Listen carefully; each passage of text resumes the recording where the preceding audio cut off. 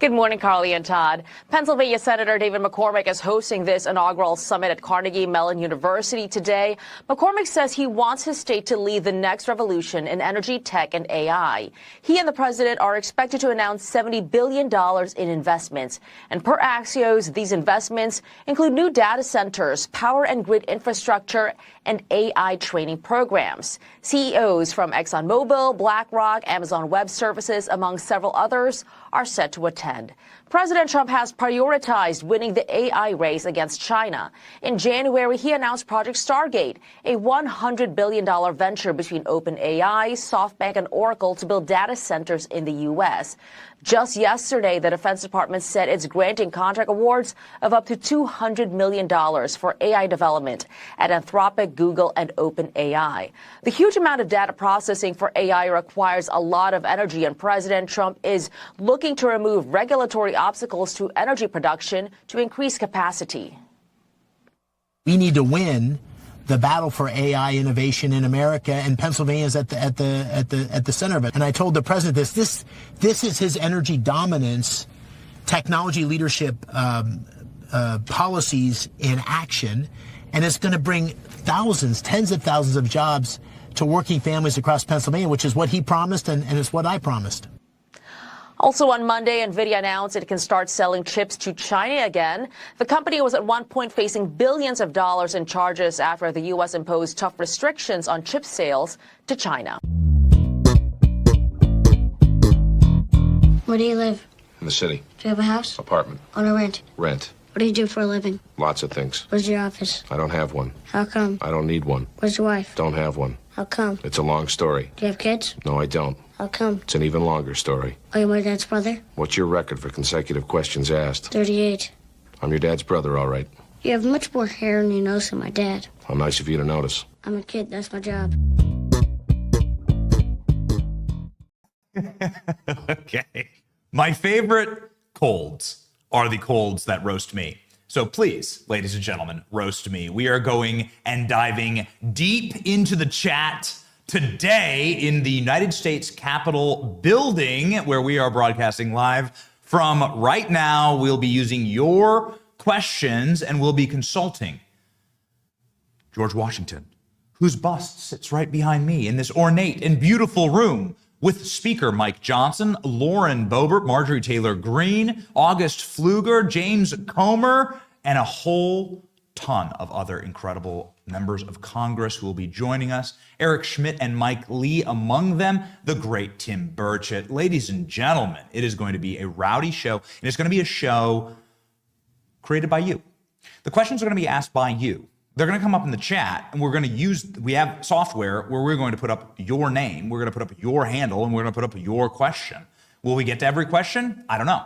But can we put your questions up live on screen and ask them directly of our elected representatives? Yes. And why are we doing that? Because this is a moment and a time for truth. It's what people voted for. We're in charge of this damn country, and we deserve answers, and you deserve answers. And that is the obligation of this program. We are here in order to carry you into the halls of power. We're not gatekeepers. If we burn a bridge, we burn a bridge, right? Like the point of this is that we all collectively together decide where the country goes. The majority rules, and that's true for the chat as well. So chat away, ladies and gentlemen. We're going to be joined by an incredible phalanx of leaders and powerful members of this chamber today, live from inside of the U.S. Capitol, and we're hyped for it. Today is Tuesday, July 15th, 2025. Speaker Mike Johnson up soon. My name is Benny Johnson, and this is The Benny Show. I want to begin by showing you where we are actually inside of the United States Capitol, and it's going to be kind of hard to see, and maybe we can go to the wide shot here, and you can see we got this giant ornate room. We've got a roaring fire, which is actually just a light inside of the fireplace. They'd probably arrest us and kick us out if we lit a fire inside of this room. Ladies and gentlemen, we are honored to be here as part of a Republican study committee outreach to creators and streamers, and we're gonna, let her rip today. Wanting to show you what our whole and full setup is, we did a tour for your viewing pleasure. Here we go. Do not take for granted what we have been given, this grand experiment in self-governance. We can preserve it, but we got to do it all together. The golden age of America begins right now. Yo, what's up, guys? We're inside of, obviously, the United States Capitol. There's no studios here, but we built one, damn it, and we are ready to rip. With a mega stream today featuring the Speaker of the House, Mike Johnson, Marjorie Taylor Greene, Lauren Boebert, James Comer, some of our absolute favorites, and of course, the legendary Tim Burchett. It's all going to be happening right here, and it's going to be a rip-roaring good time. Okay, let me show you guys our studio. Let's rock and roll. So you walk inside, we built ourselves a little green room here, nothing but style, and bam. We even got the light for the fire. Look at that. They didn't give us that. We lit our own fire. I don't think it's legal actually inside the Capitol.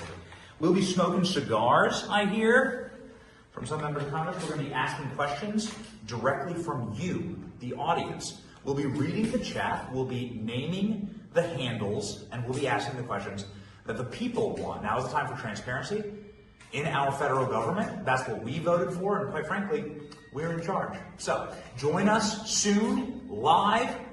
It's an honor to be here. It's your boy Benny. Let's freaking go.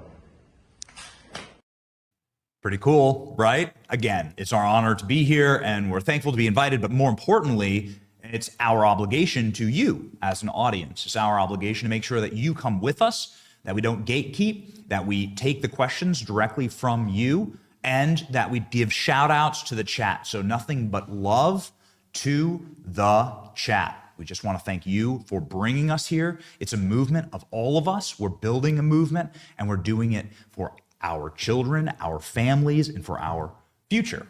So ladies and gentlemen, let's rock and roll. If you want to make your data disappear, just like Epstein, maybe you should be using Bunker.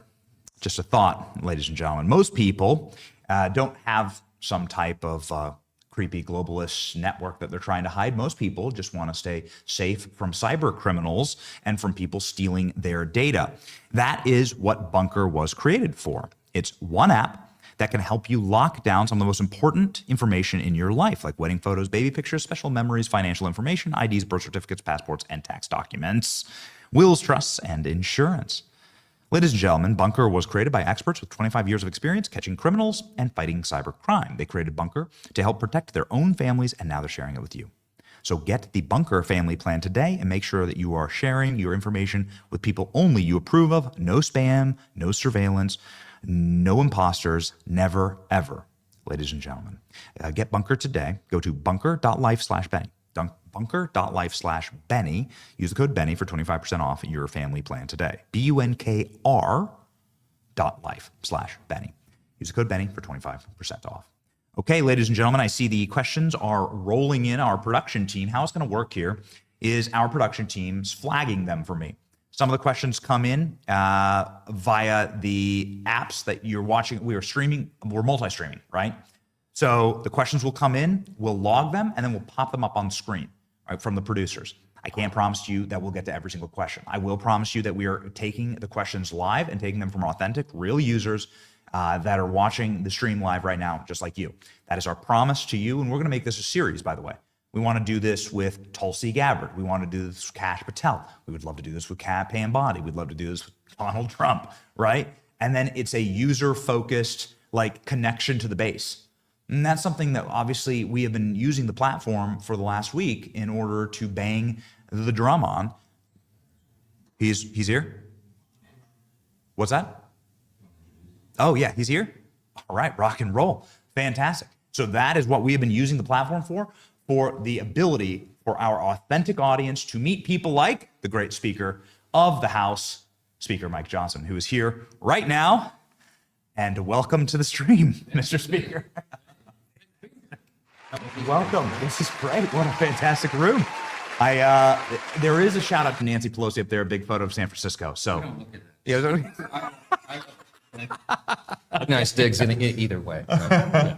Congratulations on a historic passage of the big, beautiful bill. Why don't we start with that? Thank you. A big thing. I know it was an answer to prayer, quite literal prayer, I think. It was. Is that the way it was told to me? It was up to the last hours of that. And A lot of prayer and patience and teamwork. I mean, no one can take credit for it individually. It was truly a team effort. Lombardi said, I think it was Vince Lombardi said, victory loves preparation. We did a lot of preparation, a lot of work. I mean, a year and a half went into that, but we delivered it, and we'll be able to share that with the people for the next year and a half before that midterm election. There is so much disinformation about it out there, but I just want to give an opportunity for you to thank Hakeem Jeffries for calling it a deportation machine on steroids, Yeah. which was one of the best marketing. I mean, We'll did, take you, it. did you pay him? I don't know how it worked, right? Like, Right. did you get him tickets to the LSU game? Yeah. It's really not, that was an incredible marketing from Hakeem Jeffries. Hakeem has given us a lot of gifts. The 8.5 hour filibuster effort was an abject failure. We have a highlight reel of people falling asleep behind him, and I try to get up and be succinct. I mean, Reagan said no speech should be longer than 20 minutes. I just want you, for the record, mine was about 11 minutes in length, but we had lots of ovations in the middle of it. So it went 23 minutes. They keep telling me that. But The binder, you brought the binder. the binder. Yes, okay, that's right. It takes That a was lot good longer. prop. As I said on the floor, it takes a lot longer to build a lie than it does to tell the simple truth. And we have the truth on our side. Yes. Your favorite elements of the bill, maybe you could just truncate them for us. There's so much, but what we did was we wrapped the entire America First agenda into one piece of legislation. And the reason we did that, people have to remember why the emphasis on reconciliation is the only way around the necessity of getting 60 votes in the Senate to pass our agenda. We're never going to get Schumer and the Democrats to go along. And they have a 53 vote margin in the Senate, a 53 vote majority. And so we have 3 votes to give in the Senate, 3 in the House.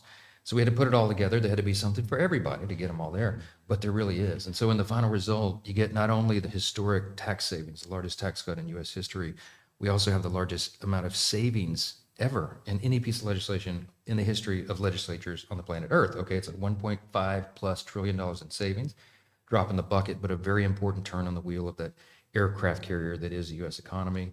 We have many more steps ahead of us. But in the bill is American energy dominance, the secure border, the wall will finally be finished and built. Yes. I mean, all the basic things that we promised the The American ICE funding is hugely popular with this audience. Of course, because it's a top priority, and it was with the American people in the election, largely why we won. But we have regulatory reform. I mean, we everything in there, and we're making the first changes to the welfare state in generations, and it's going to preserve the programs. Those safety nets are meant for a small population of people, the elderly, disabled, young pregnant women who are single, but it's been abused. And when they expanded Obamacare into the expansions, everybody got on the wagon, all these young, able-bodied young men who don't have dependents riding the wagon. So you know what? We put work requirements in, and I can sell that in any town hall, in any district, and anywhere in America. It's the right thing to do. You saying the town halls. Do you remember the Hakeem Jeffries video where he's like, the American people are behind us, and he's standing in an empty field? Yes. Yeah, okay, cool. Like, do you like ask him to do these things? No. Look, the Democrat Party is in a real bind. They don't have a leader. They don't have a platform, no principles they can articulate. They're about to make a Marxist the governor, the mayor of New York City. Yeah, that's right. He's a communist. And I feel so sorry for my Republican friends in New York City, but it's great for us. Yeah. And that guy, now they're recruiting open, avowed Marxists to challenge Hakeem and others in the party. I mean, they've got a real problem. Not a good time to be a Democrat.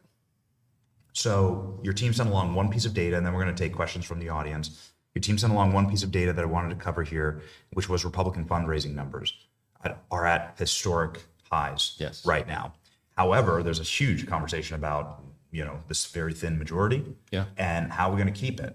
A lot of news being made right now about what that strategy is. Can you give me that strategy? Yeah, absolutely. In a nutshell, there's a couple of reasons for hope. First, we have to defy history. It's only twice in the last 90 years that a sitting president has picked up seats for his party in that first 2-year cycle, that midterm election. But we're going to defy history. This is the group that does it. A couple of reasons for that. Real quick summary.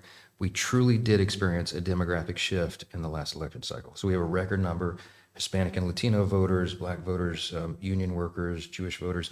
These people are going to stay with us because we're delivering on our promises, and they will feel that before the election. I mean, this is nation-shaping kind of stuff. And it just so happens, I think it's providential, that we have the most favorable election map that we've had in decades. And what I mean by that is, as we're sitting here, there are 13 House Democrats sitting in districts that Trump won.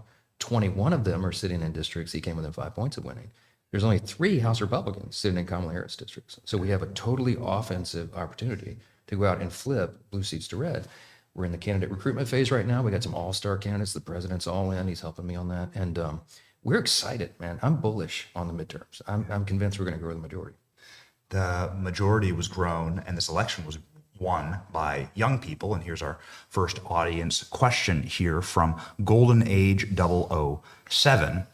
Speaker Johnson, what is being done to promote fatherhood and ensure that fathers have stronger fights and the presence of their children's lives? That's a Stronger rights and the presence.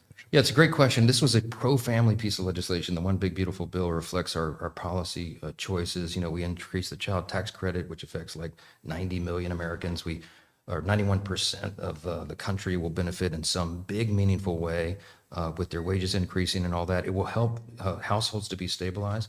We also have the new this birth fund. If you have a child, it's incentivized. You get an investment account. It's an incredible thing. I just had a child on inauguration day. Oh, you're in. I know you were busy that day. You're it. Yeah. But I just had a child on inauguration. Do I apply? Do I qualify? All this starts in January of this year. It's retroactive. January So 20. yeah, man, you're in. Yeah, and invest it wisely. Okay, these are big ideas. We're the pro-family party. We support the sanctity of life and the sanctity of family and strong marriages, traditional marriage, and you're going to see that reflected in public policy, not just in the big beautiful bill, but in the things going forward. And that's important for the foundation of society itself. Why aren't more executive orders codified into law? I know that we have a rescission package that's going through right now that's seen some rocky ground in the Senate. Why aren't rogue judges being voted out and defunded and disbarred? So on the executive orders, we're working every day, grinding it out to codify the president's executive actions. In the big beautiful bill, there's over 30 of those included in the legislation. And that was really important. We wanted to get as many of them as we could into the reconciliation package because we knew that was actually a lawmaking exercise. It's now signed into law. So these things are now permanent, they're codified. We've passed over 50 of them already through the House. We'll continue to do more every week. They're going to hit a buzzsaw, many of these in the Senate, because you're not going to get 60 votes. So using reconciliation packages is a key to make sure that we get it in. We have to survive the Byrd rule, and not to get too deep in the weeds, but it's complicated. We have another reconciliation bill that we're planning for the fall, and a third one, hopefully for the spring. So you can attach one to each fiscal year. So we're on the whiteboard exercise right now, putting together the components, brainstorming with everybody. You're going to see more of this, and we're going to codify as many of those executive orders as we can. I haven't heard any Republican make the case for why NPR needs to be funded by the federal government. And we all saw what an extremist Elmo is over the last couple of days. Well, they weaponized Elmo, okay? That's what happens. It's you cut Elmo's funding and he goes berserker mode. I mean, look, this rescissions package, this is low-hanging fruit, Penny. You know that. I mean, this should be the easiest stuff. We passed it through the House with flying colors. And, the idea that we would defund these abuses in USAID is long overdue. We're not going to fund transgender operas in Peru anymore. Congress didn't know that was happening. Now that we do, we can't stand for it. So we have to claw that funding back. This is the first of many, I hope, rescissions packages. We need the Senate to do their job. Fantastic. Here we go. Something that is near and dear to the hearts of, obviously, this movement and this channel. What happened to the January 6th video releases? Can you give us an update? Were they completed? Yes. They've all been released. They're all out there. All videos are released. There may be like 100 hours. There was the equivalent of like 5 years of video. I mean, there was 40,000 hours or something. There's a small subset that the Senate sergeant at arms and the parliamentarian over there insisted they had to keep private because it showed like the emergency private exits and stuff like that. But other than that, everything is there. None of it's been altered in any way. It's out there for the public. I believe in transparency, and we made that promise. It took a long time to upload it and do all that. Originally, we were trying to blur the faces of like the citizens who were involved because we didn't want them to get doxxed and targeted and all that. But it became so cumbersome, everybody just agreed, release it. So it's all out there. So go judge for yourself. All right. Speaker Johnson, this is sort of on the heels of something else that a lot of people are asking questions about. And because we've been lied to by our federal government for so long, I feel like there's some type of like there's a pain point, right? And a pressure cooker that gets heated up on issues like the Epstein issue, right? And obviously that's something that's taken over a lot of the online dialogue. I have a question here about it that concerns either testifying or testimony for Ghislaine Maxwell, potentially before Congress, or if you would support members like Marjorie Taylor Greene or Anna Paulina Luna on the release of subpoenaing the Epstein documents from the DOJ, whether you would support either of those. Yeah, I haven't talked to Marjorie or Anna about that specific subject, but I'm for transparency. We're intellectually consistent in this. We look, Reagan used to tell us, We should trust the American people. I believe in that principle. I know President Trump does as well, and I trust him. I mean, he put together a team of his choosing, and they're doing a great job. It's a very delicate subject, but we should put everything out there and let the people decide it. I mean, the White House and the White House team are privy to facts that I don't know. I mean, this isn't my lane. I haven't been involved in that. But I agree with the sentiment that we need to put it out there. And you know, Pam Bondi, I don't know, when she originally made the statement, I think she was talking about documents, as I understood it, they were on her desk. I don't know that she was specific about a list or whatever, but she needs to come forward and explain that to everybody. I like Pam. I mean, I think she's done a good job. We need the DOJ focusing on the major priorities. So let's get this thing resolved so that they can deal with violent crime and public safety and election integrity and going after ActBlue and the things that the president is most concerned about, as we are. So I'm anxious to get this behind us. Yeah, and I can see that because there's so many victories and there's so many wins that are happening. We just had the most incredible 6 months of any administration, arguably in the history of the United States. There are so many accomplishments. It would take us a stack of papers this high, and yet we're having to spend our time talking about this. Let's get it resolved. That's going to be wildly refreshing for this audience. I'm going to speak on behalf of them to hear somebody just say, let's just have transparency with the American people, get it out there, and there's no reason to protect predators, right? So. I mean, of course. What you know, this is the family values party. Let's just do it. What Epstein was involved in was an unspeakable evil.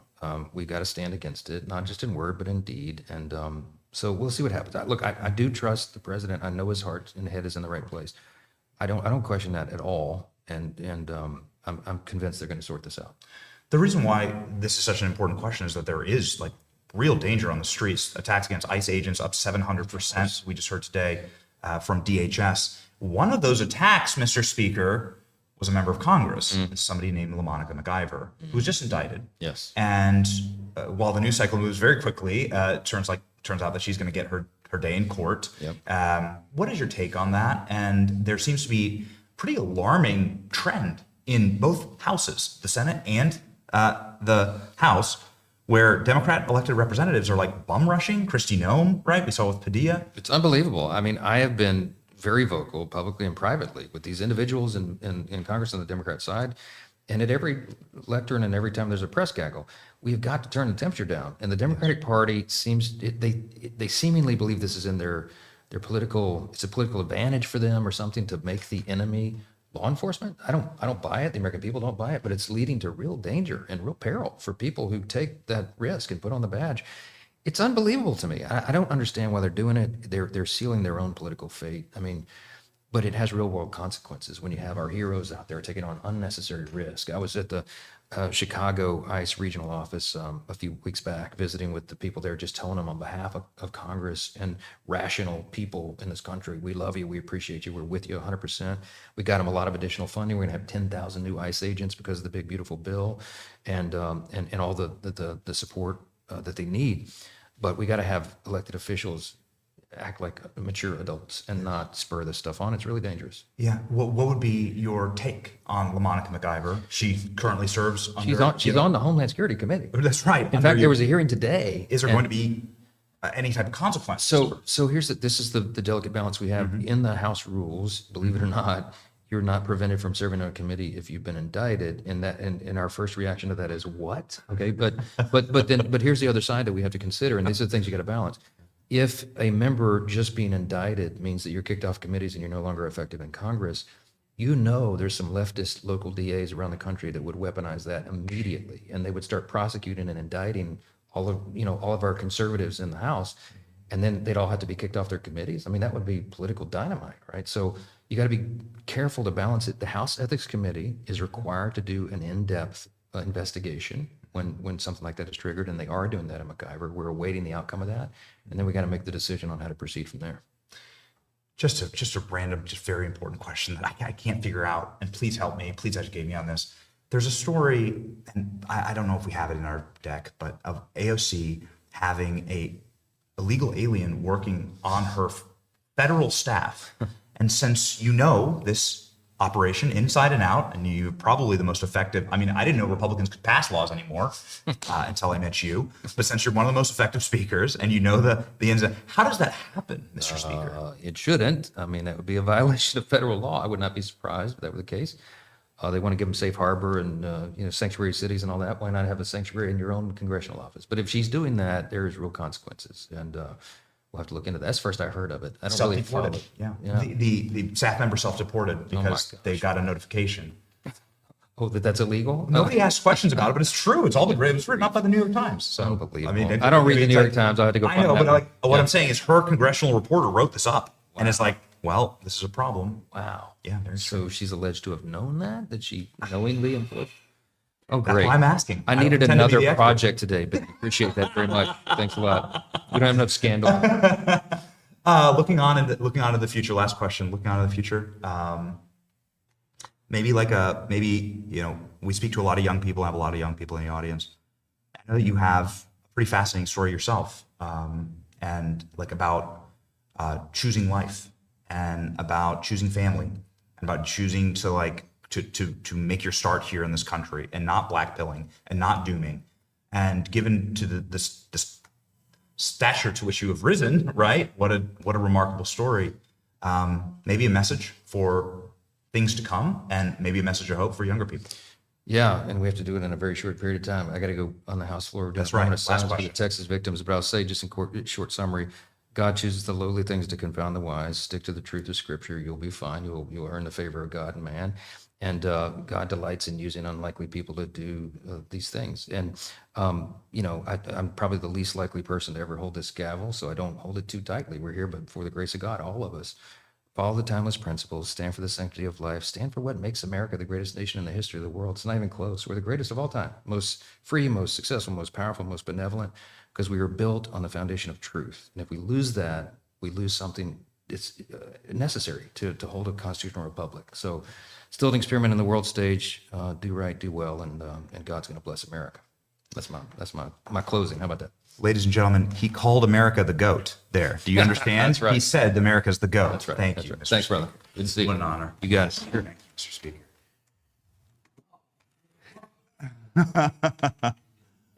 All right. And here we go. Ladies and gentlemen, that was fun. That was great. How's it going, team? Hi, Lauren.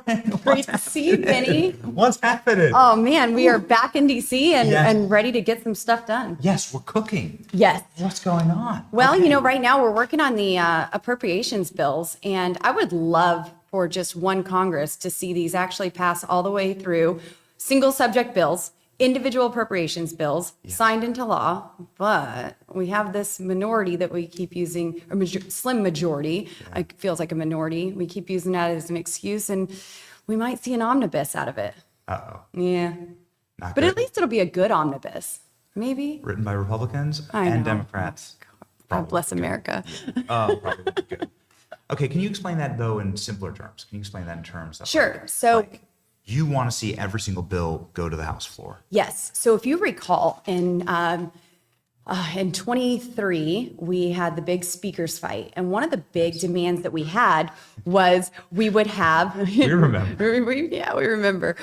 So we wanted individual appropriations bills, single subject bills to fund the federal government. We have 12 of these bills that pass out of committee every year. And every year we kind of pretend to work on them individually, but then they all just get shoved together. And then we have a minibus or an omnibus bill that ultimately gets signed into law. Now, in the last Congress, we did not have the Senate, so we were going to see that more than likely, but we at least wanted to do our part in the House and have those individual bills. And we got about 9 of them passed. So we did pretty good. We did pretty well for Congress's standards. And now we do have the Senate. So it is possible to pass these individually. But will we? We have a lot of weak Republicans, as we've seen, even with some of the fighting with the Big Beautiful Bill. Some of them maybe even too strong of conservatives to actually come to a point of agreement. And so we may end up seeing these again in an omnibus bill. And maybe that's better than another continuing resolution, because we know that the public doesn't like continuing resolutions because that's just funding the government on Nancy Pelosi's policies again. Yes. So the chances of this happening, it would be great, but we're watching that the Republicans in the Senate can't even cut NPR funding, Right. which is insane. Insane. Maybe you can help me since you work here. And since you're so beloved by our audience and they trust you. Why would Republicans vote to keep funding NPR and PBS? We've already seen what an extremist Elmo is. Okay, Yes. We've seen that. Elmo had a total crash out. Why? Like, what is it? Has anybody gone to you and made an explain that? No, this is something that absolutely blows my mind, that we cannot cut funding anywhere. And this goes back, even Reagan said there is nothing that is more eternal here on earth than a government program. We create these government programs to fund something, and they're never temporary. They are everlasting, and it is so difficult to actually get this funding cut. We've seen this with the pandemic and the spending levels there. We can't even go back to pre-pandemic, pre-COVID level spending here in Washington, D.C. And there's so many people who are addicted to the actual spending, and maybe they feel virtuous or feel like they're owed to spend this money to keep these things afloat. But if they can't stand on their own, why does the American taxpayer have to fund that? And NPR, they have plenty of money. Sesame Street, they have plenty of resources. I mean, Hakeem Jeffries was just on the House floor a few weeks ago with an Elmo doll. If that doesn't pick him up some sales, then I don't know. That's right. Yeah, Hakeem Jeffries, we just asked the speaker about this. Maybe you can help us. He called the big beautiful bill a mass deportation machine on steroids, which is the best marketing I've seen anyone do in Congress. Yes. I'm sorry we didn't come up with it. Right. Where were you, Congresswoman Yes. Boebert? Yes. Well, right. I should have. I did retweet after he said it. I'm like, thanks for the tip, Mr. Leader. But no, it is a mass deportation machine on steroids. And Stephen Miller is the one holding the injection pen. So, I mean, it is amazing to see the work that is taking place. I mean, look, in Colorado, we have Tren de Aragua that was terrorizing Aurora. And now we're even seeing that the state of Colorado is releasing sex offenders because they aren't mentally stable to stand trial after attempting to kidnap a child. And so, I mean, the whole system is rogue in every sense of the term. And we have got to get these deportations funded, which we did in the big, beautiful bill. And we've got to ramp them up. So I'm excited to see this machine at work. So here are some of our questions. We're doing Sure. live questions Let's from do the it. chat. This is one. Since you are one of the youngest members of Congress, and you're certainly young at heart, no matter what, never ask a lady her age. So I don't actually even know. But from Alexis. One of the youngest grannies in Congress. There we go. All right. Here we go. From Alexis says, what is the best advice to give to a 20-year-old who's trying to make a living while living in the state of California, presumably being a Republican, conservative, living out in California? Technically, Colorado's a blue state, so I think you know a lot about this answer. I think my number one piece of advice is move. If you want to keep your money that you're working for, get the heck out of California.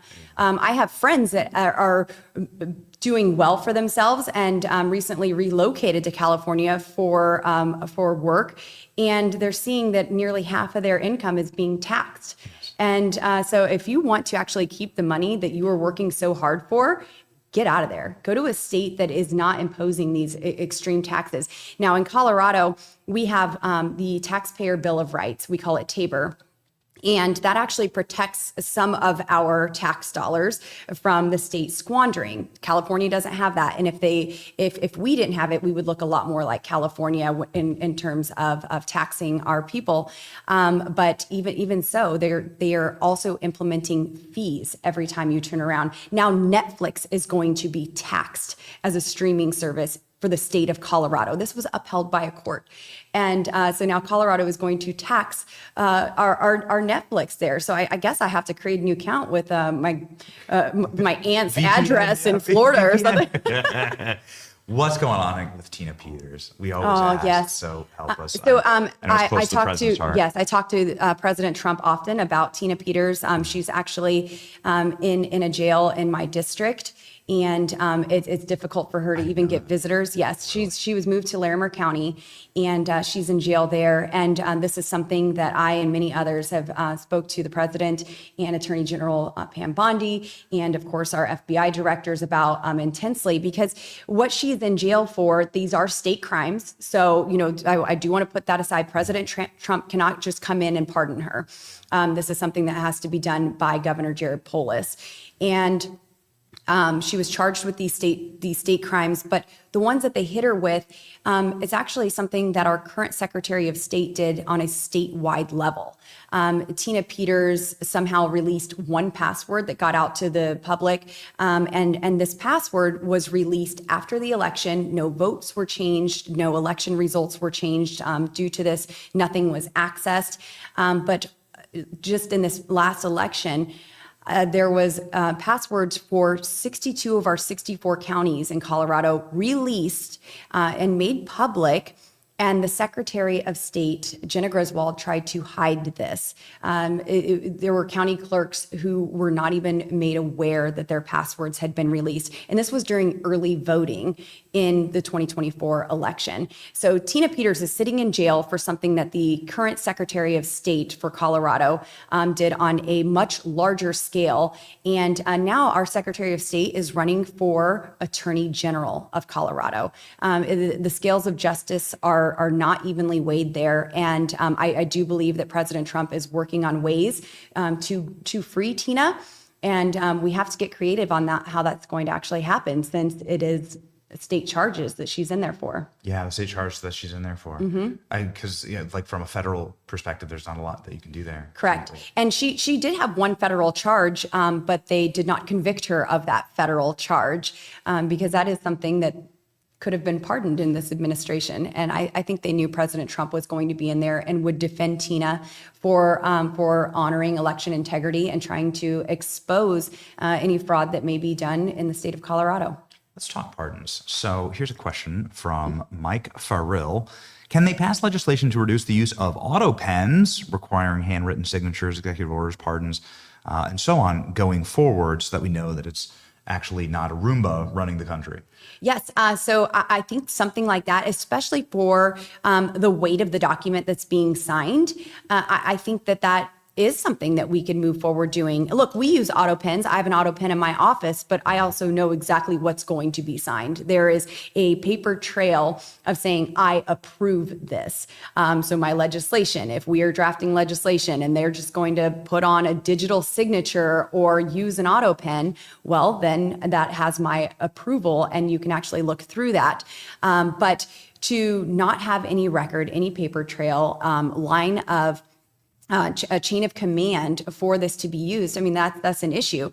Joe Biden is saying that he recalls all of the pardons that he approved the auto pen to be used for. He doesn't recall what he had for breakfast. He doesn't recall how to get out of a closet. This is documented by folks who were near and dear to him and protecting him and hiding him from not just America, but the world. So I think for this, the weightiness of a document, maybe there should be stricter implications made for actually using the auto pen. Now, when I sign a personal letter to someone back home, I honor my constituents as regularly as I can and celebrate them. And in my office, there is a ban on auto pens for those. If I'm going to send a personal letter to someone, I will be damned if we're using an auto pen for that. I want a special touch honoring that person. And so maybe there needs to be standards set across the board for the auto pen use. Well, I mean, how could you conceivably sign a pardon with an auto pen when the president doesn't even know the names? The New York Times Correct. just admitted that they were inserting names. The staffers were inserting names. Correct. Well, in the interview, Joe it was Biden only now. 10 minutes there with the Times and Joe Biden, because they can't have him vulnerable and exposed for much longer than that. Who knows how long the drugs take to wear off, when that cognitive decline really sets back in and the peak is gone. But that was a very short interview. And we all know, we see the cognitive decline. We saw it in the first campaign and we were lied to for years. And I think that's why this is still a big story. We're not running against Joe Biden again in the next election. And he's not anywhere near the ticket in 26, nowhere near the White House in 28. But the narrative is still every Democrat covered for him. I have Democrat colleagues who were furious that they couldn't even go to the White House and see the president and have conversations. They said no administration operates like this, and it certainly doesn't.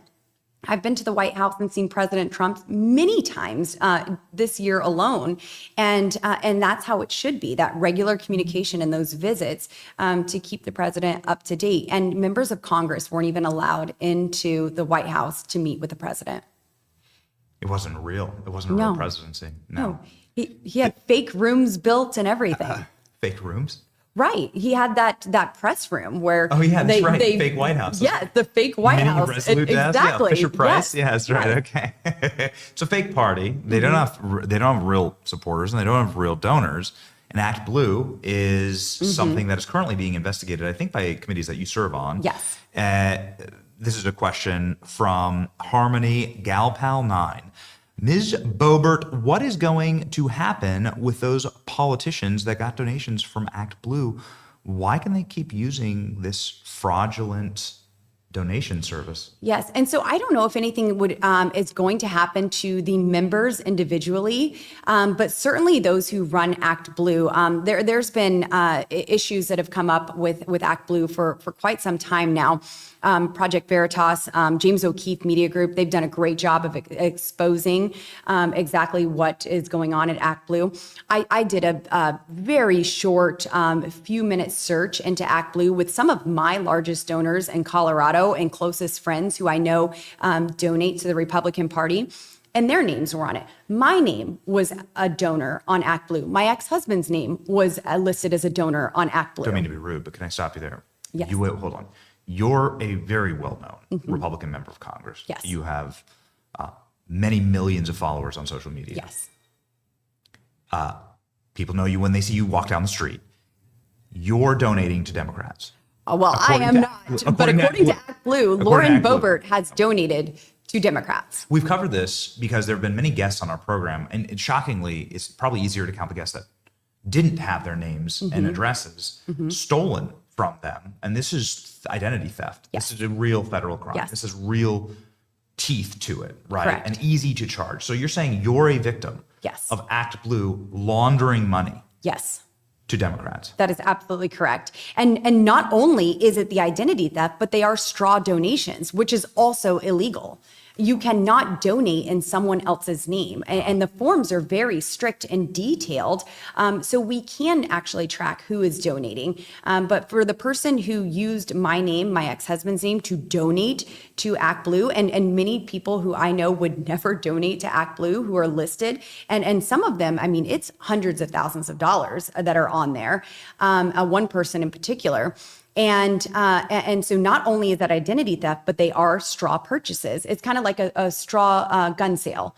You cannot, I cannot purchase a firearm for you in my name and then give it to you. So it's kind of similar to that. And honestly, I would be more okay with a straw gun purchase than I am a straw donation, because this is something that it follows you. I mean, people actually look at your donor history and see what kind of policies and politicians you support. I'm sure the Trump administration has pulled donor files on everyone that they have interviewed for this administration to say, are you really a Republican, or are you just saying that to get this job? That's a great point. So now that will be in your permanent record. Correct. And if you're applying to work at a state party, or if you're applying to work in anything even tangential to politics, it'll skew you one way or the other. Yes.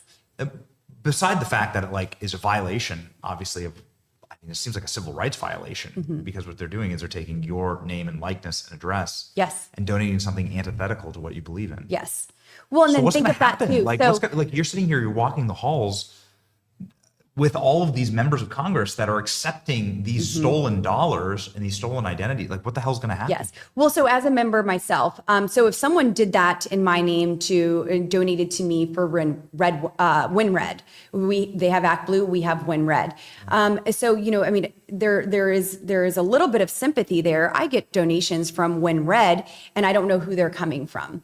And so you can't vet every single donation. But with ActBlue, the fraud has been so widely documented that someone needs to be held accountable. And I do believe it needs to start at the top, because individual members of Congress are not going through every single donation that is made. Maybe some of these larger ones that would kind of raise a flag and say, okay, where did this come from? Who is this person? Oh, wait, they're a Republican. Why are they donating $100,000 toward my campaign? And so now that is a very large amount for campaigns. You can't receive all that. But still, if someone is actually earmarking that to you, where is it coming from? And I think those folks there at the top need to be held accountable. So in the Oversight and Judiciary Committee, we are deposing Matthew Reedy today for information. And so that will be coming out shortly. And so hopefully we get more information about this ActBlue. But I don't think with the work of James O'Keefe going door to door and asking people individually if they had made, I think you've even done it before, Benny, and said, have you made this donation? And them saying, no, I never have, never donated to anyone, that we would even be where we are today. Yes. Okay. So Judicial Committee hearing. That would be most likely the committee where a Ghislaine Maxwell would testify. Would you be in favor of that? Absolutely. Yes. Of course, we want answers. No one is satisfied with what has been received or lack thereof. No one is satisfied with the rollout of this. Of course, we've heard that Dan Bongino is not satisfied with the rollout of this either. And, I think you hear time and time again what an honorable stand-up man Dan Bongino is. President Trump, he obviously thinks highly of Attorney General Pam Bondi. I don't know her personally, but I know Dan. And he's a wonderful man, and I have no reason to doubt him. And I think moving forward, we need a special counsel. That has got to happen. There has to be a special investigation into this if we aren't going to be provided information. Now, there's a lot of things that Attorney General Pam Bondi is doing well. Of course, President Trump is doing many things well. The FBI is doing a great job. Our Department of Homeland Security is, this mass deportation machine on steroids, and now they have the funding to go after it even more. But this is something, I hope it doesn't become a false idol to Republicans where we just lose sight of everything else. But that doesn't mean we don't want answers. There are plenty of good things to focus on, and still more that we need to do to really get through the next 4 years and hopefully the next 8 years in a Republican majority. God help us, God willing. And so this is certainly important, and I want answers. And maybe that takes that special counsel to do so. Maybe Matt Gaetz can lead the special counsel. Would you vote in favor of that? Absolutely. Yes. Matt spoke highly of Pam Bondi and saying, that she's the best attorney general that President Trump has had. But yeah, Matt Gaetz as a special counsel, absolutely. So just one quick follow-up on that.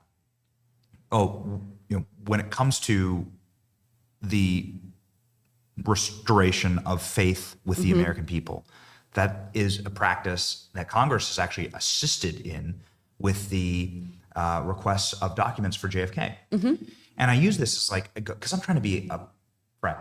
All right. I love this administration. Yes. I love this president. And we fought hard to have it. We know so many people that are working in it. I'm just trying to do, call it tough love, call it whatever you want. Yes. Right.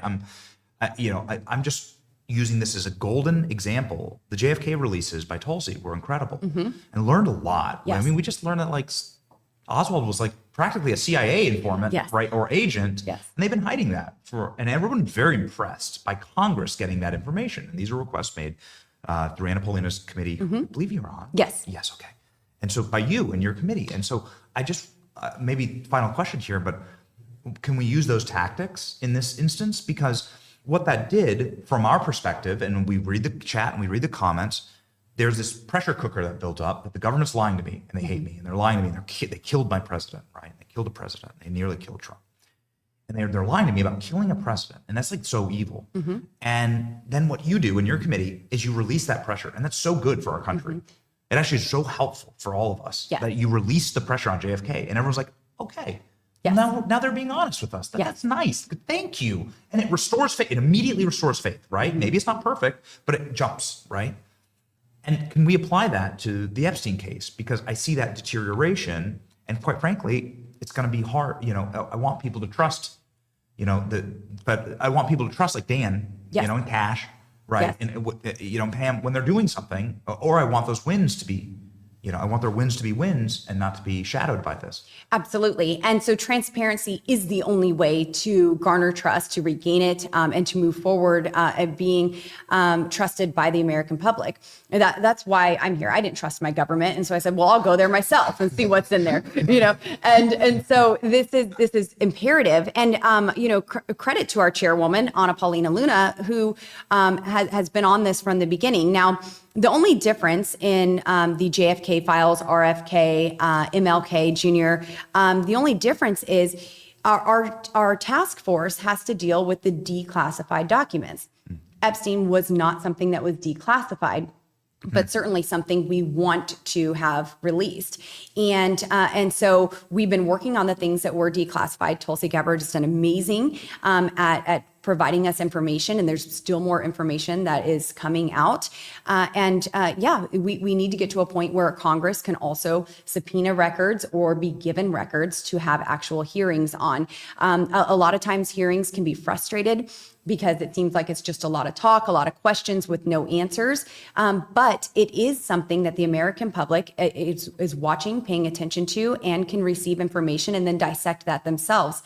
So with the Epstein files, certainly people want as many questions asked as possible so they can get as many answers as are available. And we're going to continue with those declassified documents as well in this task force. And Chairwoman Luna has done an amazing job thus far, and I think that she will certainly continue in that. I just want to thank the audience for their patience with me as we are building a system here for answering and asking your questions. I have to be able to read them correctly. Just very quickly, one more question directly to you, Congresswoman Boebert. Why can't you subpoena Joe Biden to answer questions about the auto pen and get a deposition? Is there any precedent for that? I don't think that there's any precedent for it, but I'm not against it. Why not? We could subpoena anyone we want. Democrats wanted to subpoena President Trump. And why couldn't we? The only thing is we wouldn't get much out of him. This actually goes back to the last Congress. We wanted the Her tapes released. And, there was a deposition where Joe Biden was, they said that he was not fit to stand trial. And they released the transcripts to us and would not release the audio. And we were demanding that from Christopher Wray. And we were denied. And the Democrats were saying, oh, well, anything that's in the transcript is the same thing you're going to get from the audio tapes. But now we have learned that that is not true. Exactly what we suspected took place, where he was given audible cues, where there were long extended pauses, where there was stuttering that was not actually transcribed. And so this would have proved further our accusations of his cognitive decline. And that's when he was still running for president. So that was something that we should have had then. And so if we need to get a deposition with Joe Biden again, seeing that he's mentally fit or not, we'll find out. But also, I think there's many people who should be subpoenaed, including Jill Biden. We could bring Hunter Biden back in. Might have to sober up for a minute. It was a really hard week for him, to come in clean and, get it all out, but bring him back in, and then of course the chiefs of staff that were at the White House as well. Those folks that were actually acting more as president than Joe Biden ever did. But again, we aren't running against Joe Biden in these next elections, but it is important to expose any fraud that was taking place with an auto pen, and see if these documents are valid any longer, and B, prove that Democrats will lie to you at all costs to have power. And that's exactly what they were doing. And this party has not changed one bit. So if they lied to you about Joe Biden's cognitive functions, they will lie to you about anything else just to get back in power. Except the mass deportation machine on steroids. That was true. That was very true. Congresswoman, thank you so much. Thanks, it's Benny. always such an honor. I'm going to go vote. Okay, all right. Good luck. Yes. Vote right. I don't think I'm Literally. I don't think I'm allowed to lobby. I don't even know what you're voting on. So, all right. Thank you, Thank you. Yes, that's right. Thank you, Congressman. I don't even know. Okay, for everybody watching this, I don't even know. ALX, what's up, man? ALX chilling. Okay, how are we doing? I hear that the votes are going a little late. Yeah, the votes are going a little late. I'm looking here at the chat, and I'm wanting to update everybody that we have a lot of comments, and we are working. I thought we had a solid system for getting the comments in. It seems like the best is probably going to be sending them in the chat so that I can read them. And I apologize, ladies and gentlemen. The comments were coming in so fast. We were able to gather some before the show. They're coming in so fast. I think we have a system down now. I think we're good now. All right. But we appreciate, the fact that we've already made an enormous amount of news. I mean, goodness gracious, the speaker saying, yeah, let's release everything and bring in Ghislaine Maxwell. That is a monster get there. Ladies and gentlemen, a monster get for us is this big, beautiful room that we are broadcasting from with the great president right over my shoulder, a golden bust of George Washington. Ladies and gentlemen, what would George Washington do in this moment? He would be pistol whipping people. I'm telling you, he would be whipping people. He'd be very upset. Right now, ladies and gentlemen, we are in an incredible moment that requires us to keep our house in order, okay? Just like you should be keeping your house in order with American Financing. American Financing is our friends on this program. We talk about them a lot. The reason why is because there is a crisis in this country of debt. There is higher debt than there has ever been on a household level, household per household. You could talk about the problems with that. A lot of it has to do with inflation. A lot of it has to do with the insane price increases over the past couple of years that has not kept up, obviously, with the rates of the incomes people are making or people are bringing in. Anyway, the point is that you got to get out of debt. It's not a good thing to live in debt. It's a very bad thing. My friends at American Financing can help you out. When those debts pile up, American Financing are making sure that Americans are able to get out from under that massive crushing debt bomb. Call American Financing today, and before you get to the point where you can't make any payments, their salary-based mortgage consultants can help homeowners like you restructure your loans and consolidate debt. With no upfront fees, their customers are saving an average of $800 a month. And that's like a $10,000 raise. And it's fast and simple. You can save your budget this summer. So call now before it's too late. 888-528-1219. 888-528-1219. AmericanFinancing.net/Benny. All right. Ladies and gentlemen, while we wait for our next guest, who we can ask, you can ask me some questions. I'm happy to take your questions, but I wanted to chat with everyone about something really neat that happened over the last couple of hours, and something that happened based on a series of phone calls that we've had in the very, very small hours of the evening that have meant a lot to me, and I hope will mean a lot to you. And so let's settle in for a little fireside chat here, shall we? So I love it. I love this fire. I don't know if we have a close-up of the fire, but we literally lit the fire here. It's just a rockin' team. Massive shout out to our production team.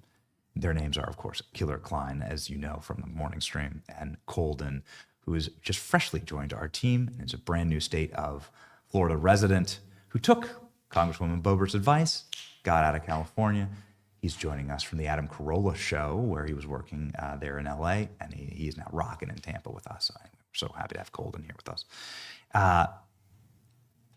This is a fireside chat. Let's go. I got a couple of phone calls yesterday. Now, before you jump to conclusions and think that it's the phone call of angry President Trump screaming at me to stop talking about Epstein, that's not it, okay? In fact, it was the opposite. It was really neat and incredibly encouraging. It was various members, key members of law enforcement, federal law enforcement community. Some of them have been here a long time, some of them haven't. Either way, I was starting to get sort of a constellation of what's really happening right now on the Epstein disclosures. And let me tell you everything. And here we go. One, Dan Bongino is back in his office. He hasn't quit. He was able to speak with President Trump. Cooler heads were able to prevail, and we were praying for that. We wanted that with Elon and Trump when they had their little blow up, right? 2 alpha bulls in one pasture. It's just not going to work out. That is just the way that it is, water under the bridge. But we really didn't want Bongino to go. Dan Bongino's been like a mentor to me. Dan Bongino has helped with this show and this audience. Dan Bongino is the guy that calls me like late at night when I'm about to go to bed, but you take that call, right? And you listen to him and he's giving you good advice, right? He's watching the stream, he's watching the show. He's always been just such a great homie. And so I'm a massive fan of Dan. Here's the best part about Dan. He's got a huge heart, right? He's got like a really, really big heart. I'm not talking about in a COVID vaccine way. I'm talking about like, he's like actually born of like caring about people and and really showing his emotions for the things he cares about. And let me tell you what he cares about more than anything, certainly more than his show or our show or anything else, the future of this country. He's a father. He loves this nation. He loves this movement. He loves the MAGA movement. He loves President Trump. Dan Bongino is a massive President Trump fan, and he wants to see President Trump succeed, and he wants to see bad guys go to jail. I know this. Trust me, I know this. Dan Bongino did not take a severe pay cut, like you're talking 10,000% pay cut, he had one of the most successful podcasts on planet Earth, right? In order to come here and to cover up for the swamp. That is not what Dan Bongino did. But he no longer has one of these. I'm not going to touch it, I promise, Cole. He doesn't has one of these. And so it actually falls to, I would argue, far lesser talents, okay, and far lesser commentators, but nonetheless, in our own humble way, being able to make the case for Dan and for what's happening right now. Or, better yet, in order to push positive energy as to what the base really wants, likes, and cares about, and what they want to see done. And we've tried to do that in a very fair and even-handed way without torching people or flaming people or crashing out, but by giving like gentle, or maybe not so gentle nudges that this is something that the base cares about. It's a test. It's a test. And here's why it's a test. It's a test because we don't want to pay taxes to pedophile cults. Okay? The end. That's it. That's my entire explanation. It's really not that hard. But more importantly, I guess if you want to get into like a very deep level, like a visceral level, like what you believe in, it's a class warfare thing, isn't it? I'm sitting here, like all of us are carrying these giant bags all day. Like we work with our hands. We build things. We built this studio. These elites, they abuse children and they get off and they have protections that none of the rest of us have. We are working class. I come from mud. I come from nothing. I went to community college and mucked hog stalls. Literally shit up to my waist. That's what I did to make my bones to pay for my community college. Okay, that's where I come from, and that's probably where you come from, most likely. And that's hundreds of millions of us in this country have to live like that, and our children have to live like that. And that's just the way it is, all right? And it's a class warfare thing, really, with this Jeffrey Epstein stuff. It's not a left or right thing. There should never be, obviously the Democrats have a bad history with this stuff. There should never be any safe harbor for any predators. There is no, there shouldn't be any safe harbor for ever any predator. But there are classes, isn't it? It's not a left or right thing, is it? It's not like it's not like a political zeitgeist thing. Now a bunch of Democrats are screaming to release the Epstein files. The boiling point of this is a class warfare question. We, the normal, pay our W-2s, pay our taxes, people in America, get our calluses on our hands, us normal people watched elites rape kids on a private island on private jets. And then they got away with it. Those effers. And like the obscenity of that, the in your face, spitting in our faces that they can get away with it is what enrages the masses about that. That's why it plucks a nerve. Not because of Trump, or Biden, or Clinton, or anything. Not because of any of that, but because we are sick of being spit on as the working class in this country, as the Americans who keep the damn country running. You could get rid of the elites and nothing would change. You got rid of the working class, the people that fill potholes. As we're walking in, there's a dude just out here. He's a mason. And he's like building, not a mason, like, ooh, mason, but like a dude who just like does rock work, right? And he's just fixing the Capitol. You have fat Capitol, it's old building, big old rocks, pieces of rock fall off. And he's just a dude, right? He's got all this mud all over him. He's got grit on his face, grit on his hands, dirt under his fingernails, and he stops us. He's a subscriber to the channel. He's like, just thanks, man. Thanks for keeping it real out here. You know, nobody wants to work. Nobody wants to work here. I'm like one of the only guys that like shows up to work. Everyone gets a paycheck, but I'm like the only guy showing up to work, right? And I just like appreciate it. I listen to your channel all day as I'm out here fixing bricks. It's like a proper grafter. He's out here fixing bricks at the U.S. Capitol.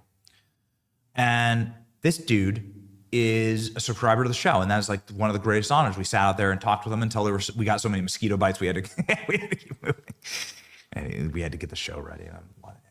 Point is that if you got rid of the elites, the people that were flying on Epstein's plane, nothing would change in this country. If you got rid of the guys who fixed the bricks and the sewer systems, you wouldn't have a country anymore. You'd descend into Somalia. You'd turn into South Sudan overnight. And it's those people, the guys who work in manholes, the guys who work with work in bricks, and we feel very privileged to do what we do. But there's physical labor involved, and we consider ourselves working class. Those guys, us, that's why this pisses us off. Because it's one more time that these privileged silver spoon elites that most likely didn't do anything or aren't particularly impressive, I've met plenty of them, like that those people that had things handed to them have decided that they are going to take the gifts that God gave them and the gifts that they were born with and abuse. And typically abuse people from where I come from, right? Trailer parks. That's where Jeffrey Epstein went to go cruise for chicks. He sent Ghislaine Maxwell to go to the trailer parks to find women who had broken homes, who didn't have fathers present. And it's sick. So they preyed off of where we all come from. They preyed off of the working class for their own sick pleasures and their own demonic practices. And we want these bastards to feel it for once in their lives. We want these bastards to feel what it looks like to not have that protection.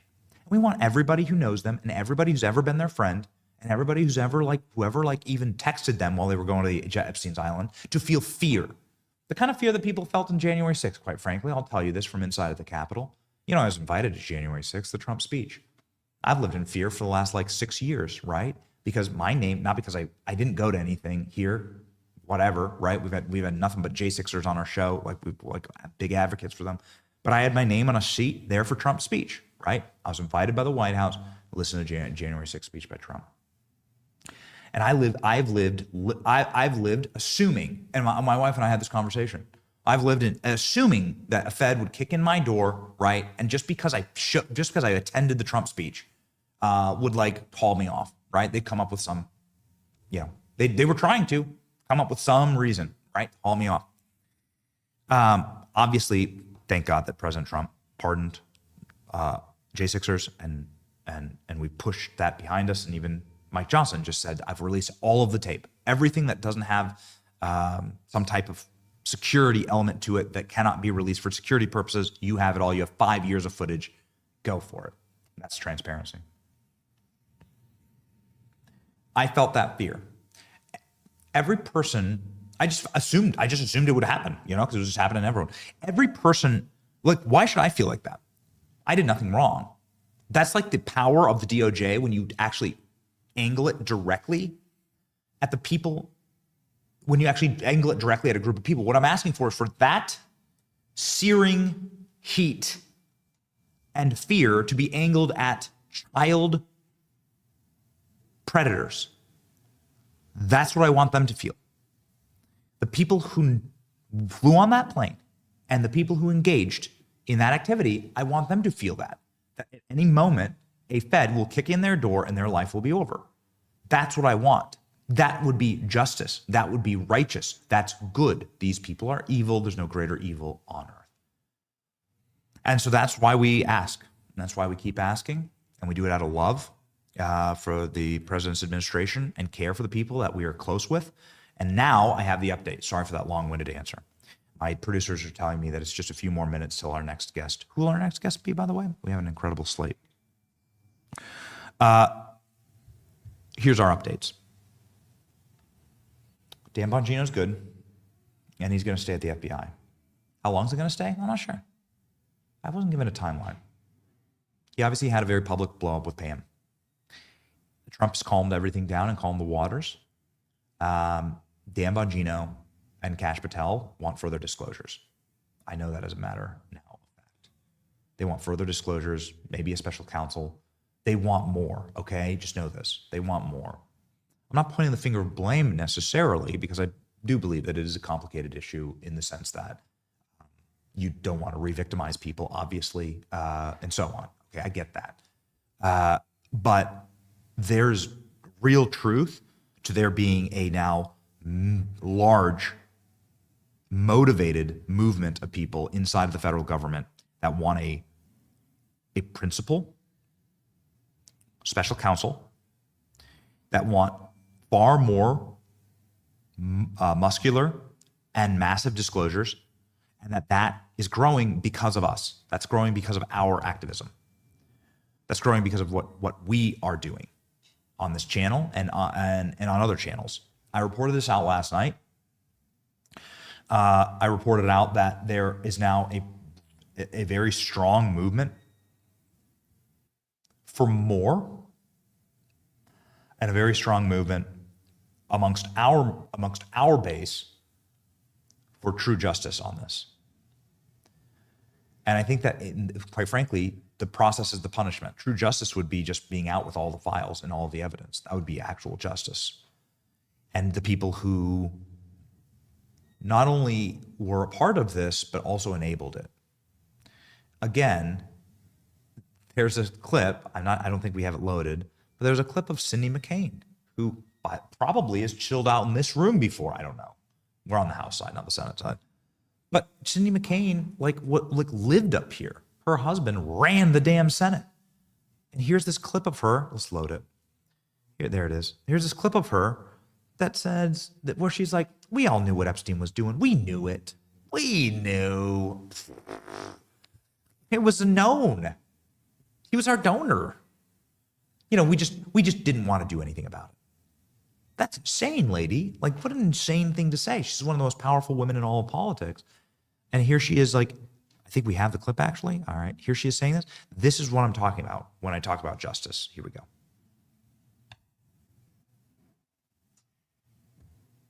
Did you get a broken clip? Okay, all right. Here we go. So that's the update, ladies and gentlemen. We are winning, and we are doing our level-headed best to ensure that this is never a question that we ever have to have again. The process is the punishment, and the fact that we've caused this amount of punishment, well, ladies and gentlemen, it's a victory for all of us, and we're winning. Representative August Pfluger here live. Let's go. Thank you so much for having us. Oh my goodness! I know that you're in charge of the Republican Study Committee and have invited us to today, and so thank you. This is the first time ever that you've invited new media into the Capitol, and so it's our honor to be here. Well, first off, thank you for being here, because I think what's going on right now around Capitol Hill is it's incredible, and Unpack that. Well, winning is fun. Passing bills, achieving the agenda that President Trump was elected to do, it's fun. And I think Republicans like to be right, but it's also fun to win. Yes. And we're winning, and it's an incremental approach. Democrats spent 30 or 40 years trying to destroy this country, and they did it incrementally.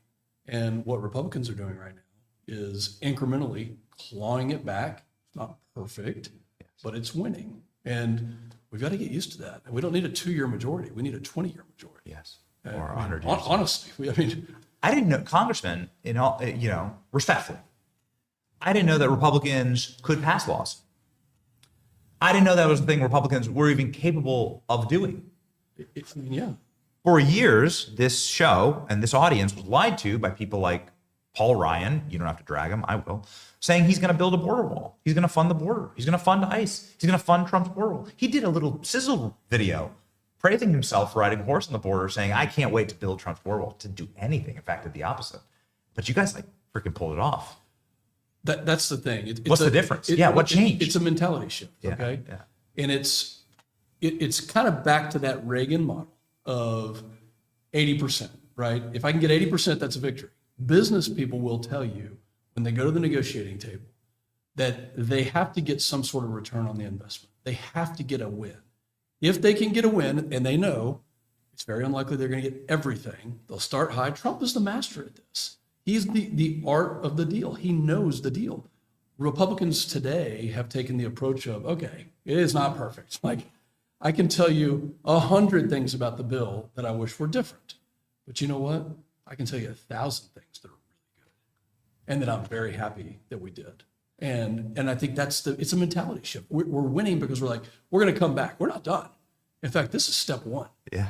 This is step one. So that's the difference. As somebody who loves the state of Texas so very much, so proud of your state, you got to be really thankful for the mass deportation machine on steroids. Am I getting that right? And did you slip a note to Hakeem Jeffries and tell him to call it that? How did you pull that one off? That's like the best marketing respectfully, it's the best marketing I've seen is from Hakeem Jeffries for this bill. Yeah. Isn't it crazy how they're advocating for criminals and rapists and murderers? And how do you report back to your constituency when you don't have the decency to stand for Laken Riley's parents, when you don't have the decency to stand for Jocelyn Nungary's mother, when you don't have the decency to clap for a young boy who all he wanted to do was be a federal officer, a Secret Service officer? They didn't clap for him. Yep. How do you have the decency? He's from Texas. Yeah, yes, exactly. He's from Texas, right? That's exactly the young man. Right. Yeah. The young boy is. Yes. And these tragedies occurred under their watch. So to say that we are glad that the border is secure is the understatement of the year. To say that we are glad that we are removing criminals and potential terrorists, which I have worked on as hard as any issue, out of our country to make our country safer. I mean, my goodness. This is insane that they can't get on board with this, It's the opposite, Congressman. They're electing communists. They want a communist. Who wants to tax? This is one, we looked through all of his policies. So Zoran Mandami, I know New York's far ways away from Texas, but you guys are going to get a bunch of new congressional seats based on New Yorkers leaving New York, right? Like, same with Florida, right? It's like California, New Yorkers, they leave and then they come to our states. That Zoran Mandami, you're in charge of the Republican Study Committee. You're the chair of it? You're the chair of it. So maybe you could study this. Is it legal to tax white people more? No. Because that's what Zoran Mandami says. It's on his website right now. It says, tax white people more. That's how we're going to pay for things in New York. Like, can you study that? And maybe you can give me an answer right now. I'm not sure there's much to study on this. This guy he's Republicans everywhere are going to hold this up as where their party is going. Yes. They're so lost. Yes. They're so rudderless. And the fact that this is the shining star, the example, the person that AOC is campaigning with to say, look at where our party is going. Because there are good Democrats, and I enjoy working with. We disagree on things, but there are still some good ones. Unfortunately, they're following Mandami. Yeah. And they have nothing to say for it other than an anti-Semitic message, which is what they're endorsing, a pro-socialist government takeover of private endeavors inside New York City, which is what they're endorsing, and so many other things. It's unbelievable. Not much to study on this one. As a Republican, you go, we have good policy. We're going to fight for good policy. And I know that because there are multiple Democrats, every single vote we put on the House floor, that are voting for our policy. It's very interesting. Multiple Democrats, 20, 30, 40. Because there's a lot of districts. The speaker was here talking about this. There are a lot of districts that are Trump districts that are currently occupied by Democrats. 15. This is correct? Yes. Yeah. If my number is correct, I think it's 15 districts that Trump won that are represented by Democrat representatives, which we hope will change in 2026. Well, this actually ties in perfectly to the question that we have from the audience, and this is probably the single most popular question that the audience is asking. They want to know about term limits. You're the perfect guy to ask this of. How would that happen? There seems like, everybody sees like members of the Senate. Who was it? Was it Barbara Boxer? There's a member, Dianne Feinstein, literally come up here like terminally ill. I mean, it's awful. It almost seems immoral, right? What happened with Joe Biden, immoral, actually, an act of immorality. Like, it's like evil, in fact, to do this to such a terminally sick person. Maybe term limits would help that. The floor is yours. What are your thoughts on term limits? Sure. And look at the age discrepancy between Republicans and Democrats right now. Because we have a meritocracy, you can only serve 3 terms in a position of chairmanship of a committee, and then you're done. Yeah. And it creates competition. Democrats are all seniority. You have to wait here for 30 years until you become chairman. I didn't actually know that. That's really interesting. It's very interesting. And by the way, many Democrats have confided in me that, and not even confiding, they say it out loud. We wish our system was like yours because that would make us sharper.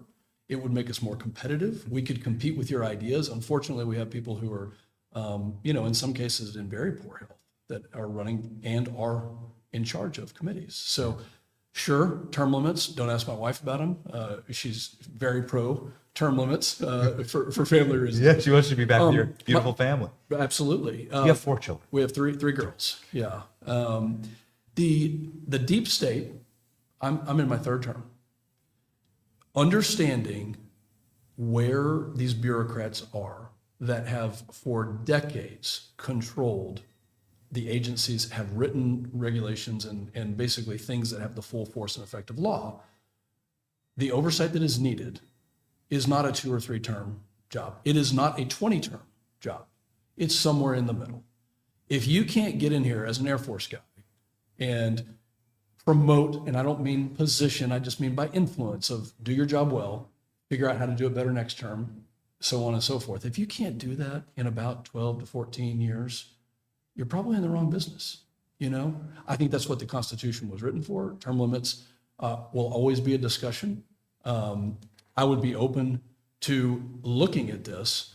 I also believe that the people of this country need us to make sure we have oversight of the agencies that don't have term limits, that will never have term limits, that will never do a town hall in my district to come say why they wrote some overreaching, egregious regulation. I'd love for the CIA to do a town hall. By the way, I was with Director Ratcliffe. He is doing a phenomenal job of rooting out that deep state and owning what should be the shining star of all of our agencies, the CIA, that should be helping our national security, and they are, and he's doing a good job. His memo was incredible on Comey and Brennan. His memo was remarkable. Yeah, he's a good actor. Yeah. He's a transparent guy. Just very, very quickly, I know we're up against a hard out. The B-2 bombers, you're an Air Force guy. It's got to be a huge point of pride for you. Have you ever seen one of those? Have you ever flown one?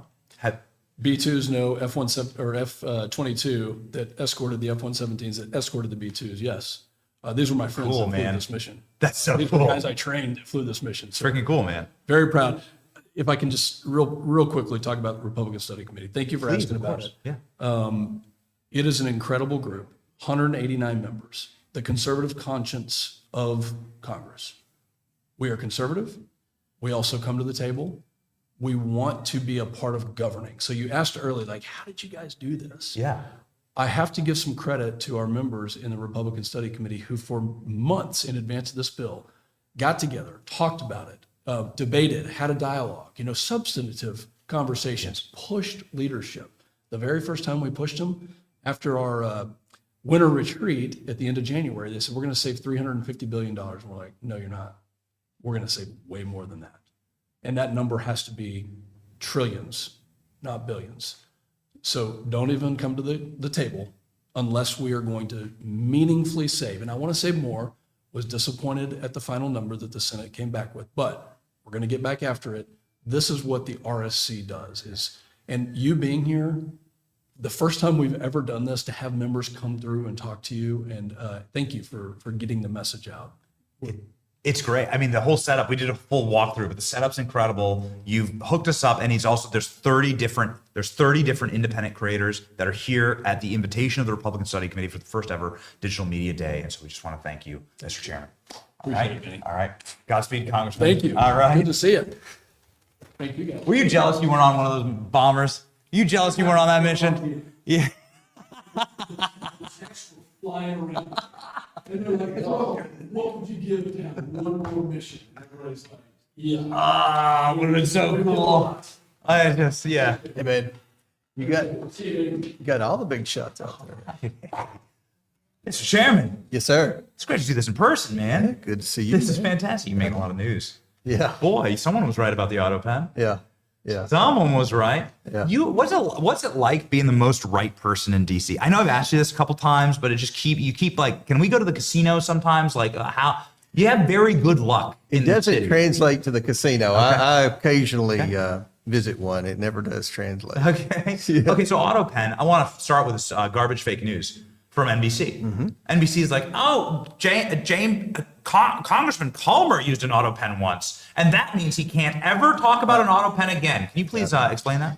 That's exactly what they would do during the Biden influence peddling investigation. You know, we discovered that Jim Biden had funneled $200,000 to Joe Biden, which was from a scheme. We traced the money. We traced the laundered money from the scheme to Joe Biden's back pocket. And the next day, the media came out with a story. Comer loaned his own brother $200,000, just like Jim Biden loaned, which was, they just made that up. So they came out with this auto pen story. I have given dozens of interviews saying that everyone uses an auto pen for correspondence, but you can't use an auto pen for legal documents. A judge can't use an auto pen to sign a warrant. I can't use an auto pen to sign a subpoena. If you sign something real estate related that requires a notary public, you have to use a real pen. Anything pertaining to the law has to be used. You have to use an ink pen, a real person sign it with an ink pen.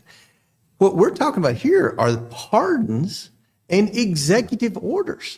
They were signed with an auto pen on days when Joe Biden was in the White House. So why, if Joe Biden was in the White House, did he not just sign it himself? Now we've got this, evidence that emerges that Joe Biden wasn't competent. Jake Tapper's book said that. We're pretty confident Jean-Pierre's book's going to say that. That's why they pulled him off the ticket after he won the Democrat nomination. Obama and them saw him in the debates like, my God, this guy's not all there. And then all of a sudden, all these pardons and executive orders and everything start rolling out of the White House after he's pulled off the ticket. They're signed when he's supposedly in the White House. So did he even know about it? The New York Times story yesterday, Joe Biden interviewed, the first real interview he's done since he left office, and he admitted he didn't know all those people that he was pardoning. It's a devastating interview. That's very damaging. It's a devastating interview. I don't know how you get around it. Now, I know they buried the lead 17 paragraphs in. I counted. But paragraph 17 says that Biden staff inserted names into the pardoning documents that Joe Biden didn't know about. Yeah. Think about all the prosecutors and all the time that was probably put in and tax dollars spent in prosecuting many of these people. And then some staffer just sticks a piece of paper in an auto pen and signs Joe Biden's name and poof, they're pardoned. I mean, that's not how the system's set up. The Constitution doesn't allow the president to, if you work for me, Benny, say, hey, Benny, you go pardon anybody you want. You can sign my name in the auto pen. That's not how it works. The pardon has to be by the president. The president is supposed to thoroughly understand what he's doing, and then he overrides everything that was determined by a jury, by a court of law. He has the power to do that. That's the last check and balance in the whole process. And Joe Biden admitted, yeah, I didn't know. I gave the staff authority to pardon whomever. I mean, do we need to bring all the staff in? Were the staff getting paid to do that? I don't know. But were they related? Did they have a conflict of interest? I mean, you can't do what Joe Biden did. And he admitted in the New York Times he did it. We're concerned about the pardons, but we're really concerned about the executive orders. Most of these executive orders were signed during the lame duck period when Donald Trump won, between the November election and January when Donald Trump takes office. That's called the lame duck. So everybody in the Biden administration knew Trump won the election and he was going to be president. They start signing a lot of executive orders for the sole purpose to Trump-proof this administration. One reason that it's hard for Donald Trump to deport the criminal illegals is because of these executive orders. One reason it's hard for Donald Trump to eliminate government agencies like USAID and Department of Education is because of executive orders. So we think that everything that was signed with this auto pen from executive orders and pardons can be ruled invalid in a court of law. That's why we're doing this investigation, and hopefully we'll get results very soon. I know that we're up against a hard out. I know that the audience loves this topic. Can you please just answer one very quick and important follow-up? And I know this comes directly from the audience, and they've been asking, will we see a Joe Biden called in to Congress by your committee? What happened with his doctor? Well, we're going to bring in the chiefs of staff. We're bringing in the inner circle. We're going to see what they say, and then we'll go from there. But I think it's very possible that you could see people from the Biden family if they're implicated in this auto pen scandal. That's why tomorrow we're bringing in Jill Biden's chief of staff, Anthony Bernal, for a deposition. I subpoenaed him. He's coming in tomorrow.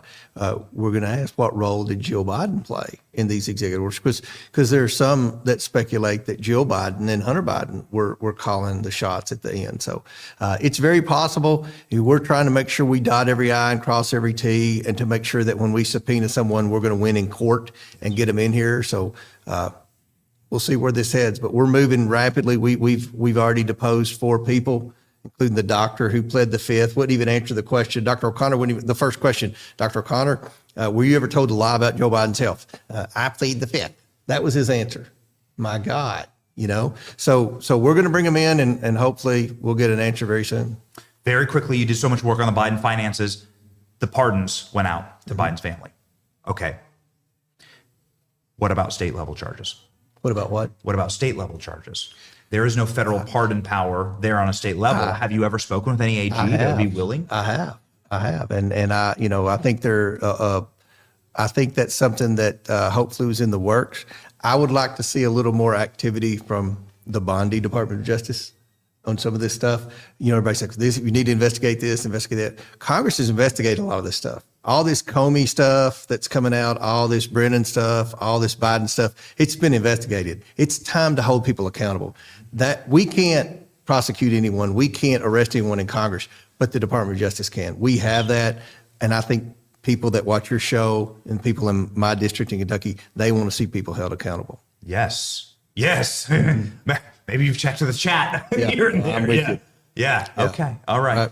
Best advice for Pam Bondi is what? Very quickly. Take the ball and run with it. People want to see accountability. There have been a lot of investigations. The deep state has been exposed thanks to Radcliffe and Kash Patel. Let's start prosecuting these people. Let's set some examples out of some people. That's what makes you the fan favorite. All right. Thank you. Thank you, Mr. Chairman. Appreciate it. Godspeed. All right. Godspeed. Thank you for the use of this great room. Man, it's amazing. Ladies and gentlemen, Congressman Tim Burchett, the man who needs absolutely zero introduction, is here with his skateboard. I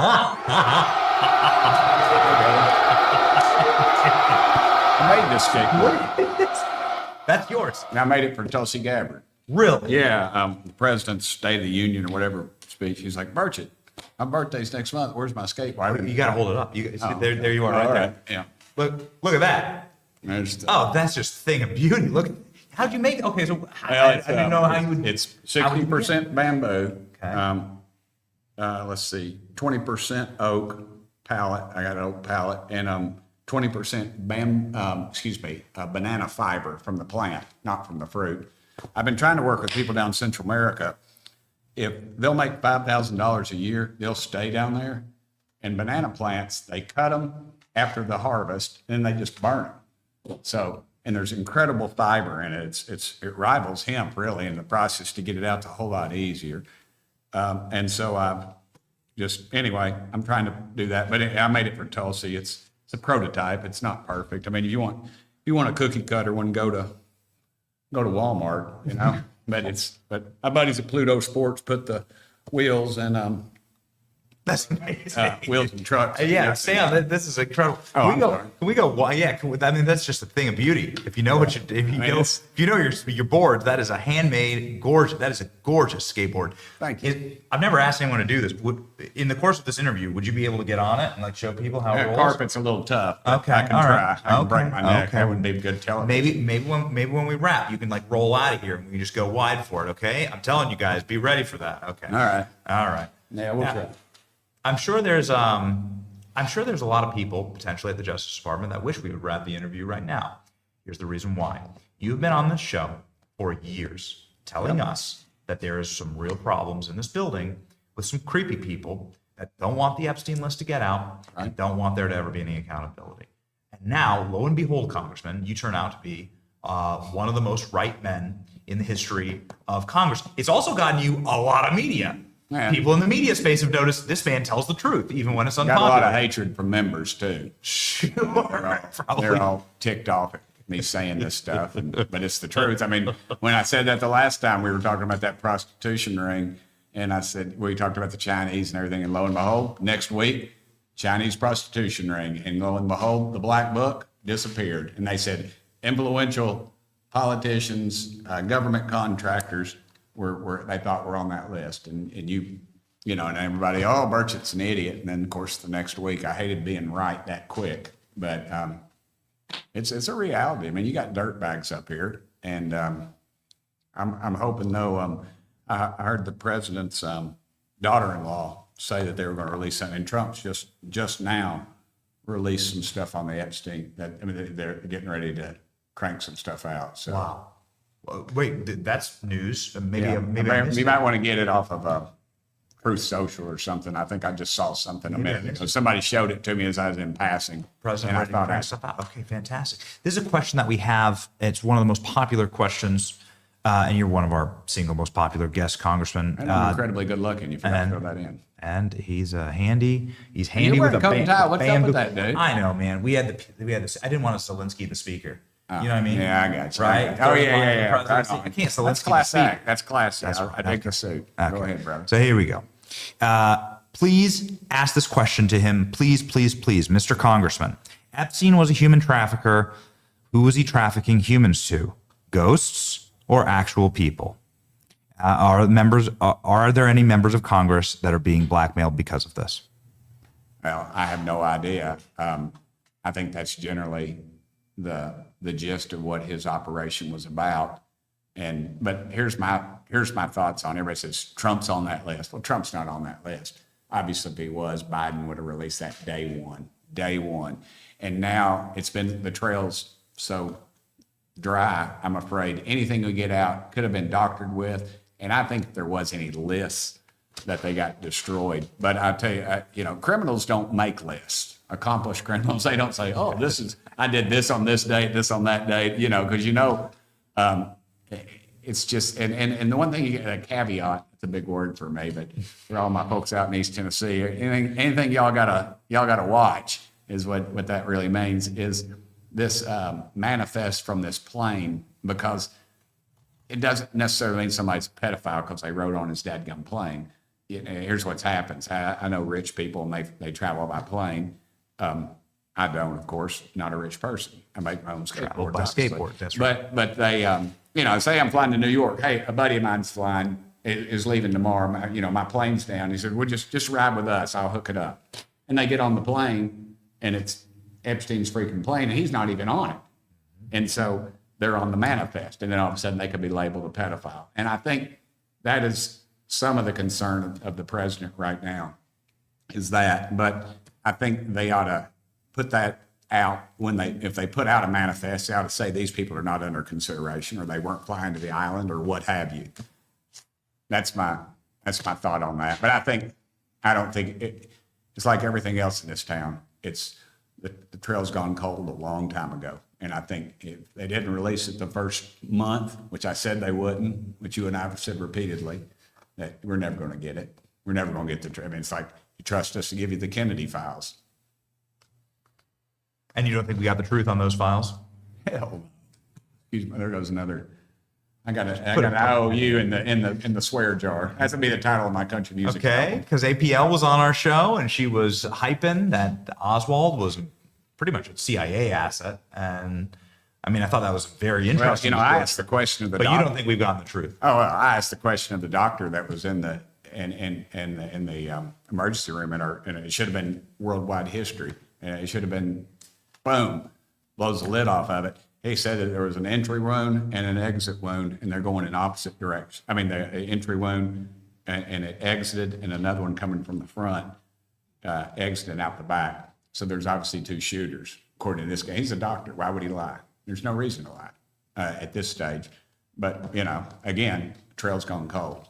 I think the CIA killed him. I think it was a combination of some people had willing. You had the mob, you had LBJ, and then somebody had to let their guard down. So I think it's a combination. Roger Stone wrote a book on it, and I think it's probably the definitive book on that. Just really quickly, a couple of fan questions here. Really quickly. When will we see members of Congress arrested or sitting senators investigated for suddenly becoming multi-millionaires while in Congress when their salaries are like $100,000 a year? Never. You just, and the reason is you got 15% of the population voting, and, they know what to do to stay in power, and they'll keep doing that to stay in power. Question from Dapper Dave on insider trading. What happened to the push to stop insider trading in Congress? They made a big show and big hearings over it, and then nothing happened. We have a bill, myself, Chip Roy, Priya Paul, whatever, I can't ever get her name right. AOC, you talk about the most diverse crowd. Me and Chip Roy and those other 2, and there's a couple other liberal Democrats in there. I mean, heads explode when they see us walk out. Should be like a wrestling match in there, in the corner. But no, and we're working on it. We're working on a bill, and we're trying to just get it down to the final. And do I think it'll pass? Heck no. It'll pass the House, and the Senate will either not take it up, or they'll take up a version that's just a little different, Benny. And they'll say, it's a better bill, and then they'll send it back over, knowing that that's something that we won't. I mean, that's the game. And then guess what? We're on to another shiny object tomorrow. But it's that drives me crazy. People come in here and then they make, all of a sudden their picks are, they're 300% return on, and my buddy Tommy Seiler, he always gets mad that I'm not supposed to say his name, but he manages I'm up to about $13,000 in my mutual fund. That's what we need. I'm going to have to cash it out because I got to pay for my daughter's school. So I'm going to be free of the market, so to speak. I'm just staying with baseball cards and comic books, which I'm selling, by the way. I'm trying to get out of debt. My daughter doesn't want them, so what the heck? Final question: If you were in charge of the DOJ, what would you do to restore the faith of the American people? Seems to be a big crisis of trust right now. I would fire everyone there and make everyone reapply, and then they'd have to verify that they could do a job and what the heck they're doing, because it's just too deep. Like I said, Trump comes in, first term, he fires the head guy thinking that'll do it, not understanding that layer is deep. It goes deep, and the corruption goes deep. And so I think you fire everybody, and then you make everybody reapply. And that allows a lot of patriotic Americans a shot at doing what they want to do, and that's bust bad people. That's right. And ultimately, I think, Kash Patel and my buddy Dan Bongino, I think they're incredibly patriotic Americans. And they're like me, are very idealistic, but they're very realistic, and I'm sure their frustration runs deep right now. Yeah, that's what we're hearing. We're also hearing that you could ride this skateboard out of this interview. Are you willing to do that? Yeah. Potentially. I mean, we'll put the wide shot up here so you'll be able to see it. All right. So all you'd have to do is right here. If you could go right, kind of right back there. Yep. And, okay, here we go, ladies and gentlemen. The first time ever, Klein. First time ever in history, the exit of the interview on a skateboard. All right. And he rides off into the sunset.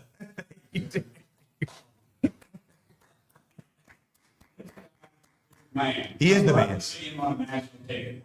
Yes, that's exactly right. That's exactly right. God bless you, man. How you doing, Senator Mike Lee? What's up, man? What's going on, everyone? Senator Mike Lee. Let's get a round of applause. Come on, Killer Klein. Senator Mike Lee. I love the soundtrack. There is actually a soundtrack. We just can't hear it because it would be weird with mics. But yeah, you just had a roaring stadium. Wonderful. Sorry to just jump right in here, but I was at Student Action Summit, and there's a roaring stadium of MAGA fans, people who love their country and love this political party. And they were roaring for people like Tucker Carlson talking about the release of the Epstein list, Megyn Kelly talking about the release of Epstein list, Steve Bannon talking about the release of Epstein list.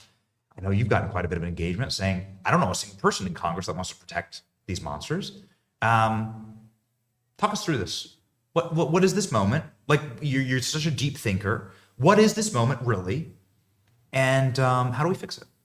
Look, this moment comes pre-packed with a whole lot of issues that will grab people's attention. Number one, trust in government, particularly in the U.S. government, is at an all-time low. But understandably, they've got a government that spies on them, lies to them, very often doesn't shoot straight with them, and requires them to work many months out of every year just to pay their federal taxes, only to be told that we're $37 trillion in debt.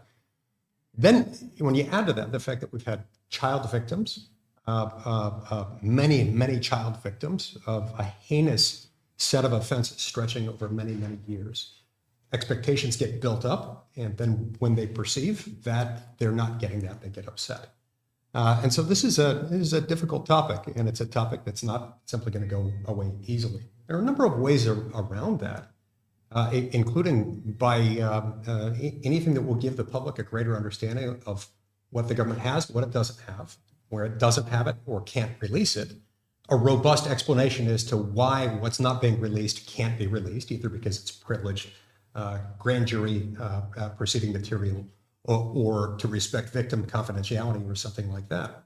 And then finally, I think there are people who do know, who could talk. Imagine, for example, if we had Ghislaine Maxwell come and testify before a congressional committee. I think that could go a long way toward helping the public gain some insight into this long-standing criminal enterprise that people are afraid will be swept under the rug. You have voiced this on social media, but I want to ask right now, will you be in favor of Ghislaine Maxwell testifying? Absolutely. I've posted on this, and if she were to testify, I think she could answer a lot of questions that could help put all of this in perspective. Yes. Do you have any instincts on what exactly was happening here? That does seem to be the rub, right? I know you know Tucker really well. I know you know Dan Bongino. I know you know a lot of these players. They're not monsters. They want the truth. Right. Dan didn't take a 10,000% pay cut, right, to come up here and carry water for the deep state. That didn't happen. Like, I'm telling you, it didn't happen. Right. I know him and you know him. Yeah, I know a lot of these players, some of them are disagreeing with each other. Dan Bongino and I have been really good friends for the last 14 years, and good friends with Kash Patel and also with Pam Bondi. I like all of them. I think there is a way to draw a straight line between all of them in a way that will satisfy the public's both curiosity and legitimate demand to know what happened. Yeah. Okay. Well, I mean, it's very interesting. It's, it just seems like a class warfare thing to me. And the more I've thought about it, I've thought about like the visceral reaction. And it feels like the real anger isn't because it's a Republican in office or a Democrat in office, or even that Clinton was part of this whole thing, right? The real anger is that it's the elites that are taking advantage of working class people. They trolled the trailer parks for young women who didn't have fathers. They abused them, and now they're laughing at us, spitting in our faces because they can get away with it again and again and again. And the working class of this country, which number in the hundreds of millions, are looking up at these people and saying, must we suffer another insult at the hands of these monsters? Right. And they see that Mr. Epstein got a pretty favorable treatment on his plea agreement years ago. Favorable? And like an impossible. Incredibly lenient. And then the second time when he was taken into custody, and the way he died, whether you call that a coincidence or something else, it piques people's curiosity, and not without good reason. So I think regardless of how this is handled moving forward, I think everybody has to acknowledge the legitimacy of real concerns that the American people have with this pattern that is itself incredibly troubling. Yeah. What's next for the Senate? I know that we've had some members of Congress in here, very brave, because we've had members of Congress in here coming over to the House side, by the way. You're just very brave for doing that. Members of Congress coming in here being like, that damn Senate, they can't even defund NPR. Can you talk us through this rescission package? Talk us through. We're all happy that Republicans are passing laws again. I didn't even know Republicans could do that in my lifetime. But now there's the next step after the big beautiful bill. What does that landscape look like? This ties into something that I commented to my Republican colleagues in the Senate just a little while ago today in a meeting, and that I later posted on, which is that we have developed a mantra in the analogous context of voting rights. There's a tension. On one hand, you want to make it easy to vote, but you also want to make it hard to cheat. In the spending world, it should be easy to cut and hard to spend, but instead we have the reverse of that. It's easy to spend in Congress and very hard to cut. There are a couple of workarounds, a couple of procedural tools that most people like you, even people like you who are very engaged and you're by no means a novice in the political world, aren't even aware of the fact that these procedures exist because they're so seldom utilized. But a president can propose rescissions to previously appropriated funds, which can then be passed on a simple majority vote in the Senate. This is one of those moments. Now, we have between now and this coming Friday, the 18th of July, to pass this rescission package. If we pass it, we can pass it with a simple majority vote. Now, we're talking about, I mean, it's a lot of money to be sure, but in terms of federal dollars, it's like $9 trillion. Relatively small compared to the overall sum of what we've, I'm sorry, $9 billion. This is a classic mistake in Washington. I just committed it. Roughly $9 billion. Only 1,000-fold difference between what I said and what the truth is. Senator, everyone loves you and knows if it were up to everybody, you'd be in charge of the Treasury and the Fed. Hey, but like the fact that you just made that mistake proves the point. It proves the point that maybe we shouldn't be dabbling in numbers this big. I wish it were $9 trillion that we were cutting. In any event, $9 billion between now and Friday that the Senate can cut on a simple majority vote. In that cut, you have funding for things like NPR, which have basically become the communications arm of the DNC. These guys are far left radicals, and they have the right to say whatever they want. They're protected under the First Amendment and in doing that, and they'll fight to the death for the right to do it. But they do not have a constitutional right to extract money out of the American taxpayer by force of law. That's what they've been doing. We've got to undo that, and that's why we've got to pass this rescissions package. For those Republicans who are wringing their hands over this and saying, oh, it's too hard, we might cut something legitimate that helps some good people somewhere. The same can always be said of almost every component, every dime of federal spending. You can always identify legitimate beneficiaries of something that gets done there. But that doesn't mean we need to keep it. And where it's become so easy to spend and so hard to cut, we need to take advantage of, we need to avail ourselves of the benefits of these procedural cuts. One of these moments where if ALX were in the room, he would say, imagine eating this good. Imagine cutting this good. Imagine cutting this good. Or you got a simple majority. You got to take advantage of it. You can't just leave it on the table. How could they fund Elmo when we found out what an extremist he was? Well, Elmo, I'm permanently scarred by this, Benny, because my children have been raised listening to Elmo songs, watching him on Sesame Street. And turns out the whole time he's been living a lie. This guy is a xenophobe. He's an anti-Semite. He has a foul mouth. I wish he had told us this from the beginning. Do you think it's because of Doge? Do you think he's crashing out because of the PBS cuts? Well, look, I wasn't going to say anything, but I think Elmo started playing around with gummies, and one thing led to another, and before you know it, he's saying crap like that.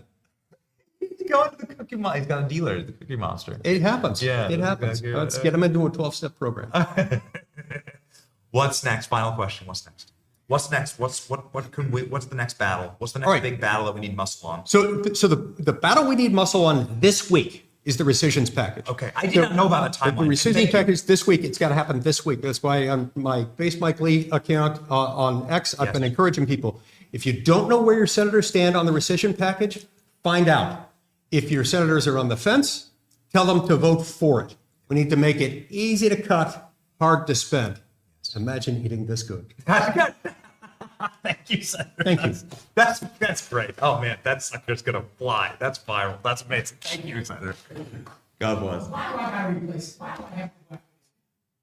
mean, he's the best looking guy in the Senate, and he's not in a wheelchair. It's amazing. It's a miracle. Troy Nehls. Ladies and gentlemen, we got Troy Nehls from the great state of Texas. How are you, brother? A man who is good to see you, man. Legend. Good to see you, man. Who's got those Congressman cufflinks going on? Aren't they nice? Congressman cufflink. He's got a cigar, and he's going to, I think, prove perhaps that members of Congress do have some privileges that I actually endorse. That is, they are allowed to smoke. inside of the building. Only in your office. Only in the office. You don't smoke in common areas. Now, can't Tom smoke. Cole's he likes cigars, so when he had probes and all that, you could go into his room and smoke. But no, you're not walking around the halls in the statutory hall or in the rotunda smoking a cigar. You don't do that. But you can smoke in your office, and that's where I do most of my smoking. Other members smoke in there, but most people do not like a good cigar. Can you show Yeah, right here? this That is- can't. Oh, this is an actually, it would be Ashland, right here. It too. would be right here. The Levin Congressman. Yep, family out right of there. Pennsylvania. This is a nice smoke. It's a mild cigar. You can do, this won't give you a headache. It won't make you poop your pants. Everything is good. This is a nice, smooth cigar. This here take about an hour and 15 minutes or so. The morning time is the best one with a cup of coffee. What about balconies? Balconies, yeah, Just go one out on final the speakers, go out on the speakers. You can smoke on a balcony. Oh, yeah, go out on. So you stand on a ledge. You Sure, stand on a balcony and smoke. yeah, absolutely, Okay, yeah. okay, all right. Okay. You are a monster fan of President Trump, and you've done something really remarkable for the president. You've passed a law, which I didn't think Republicans could do. Yeah. I thought it was impossible for Republicans to write and pass laws. But you guys did it, and I just want to say, like, congratulations. Yeah, beautiful. Like, that was a hell of a job. Yeah. That you guys did actually do. I thought we did very well. Yeah, and I know you're a bit of a knuckle buster on that. Well, I saw your clips on the steps, and you were often smoking. there's a lot of issues going on up here, this and that, but it was one big, beautiful bill. Now, I manage my expectations up here. You're not going to get 100% of everything. And if you think you are, you're in Lululand. You got to, manage your expectations. I like a majority of the bill. Obviously, the tax cuts deal with Medicaid, obviously SNAP, get these states to pay more. So I think it was overall a good bill. Now, there's some things I was very frustrated.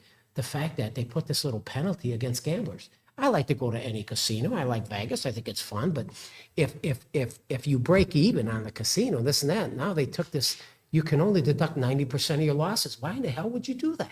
It's been 100%. Why would you do that? So they snuck that in there. Believe it or not, Dana Titus, a member out of Nevada, represents Vegas. I said, sign me up as a co-sponsor right away. I said, we got to strip that. That was stupid. That just didn't make any sense. And then there was another portion of the bill that I wanted. I didn't even know about that. That's insane. Yeah, they snuck that in there.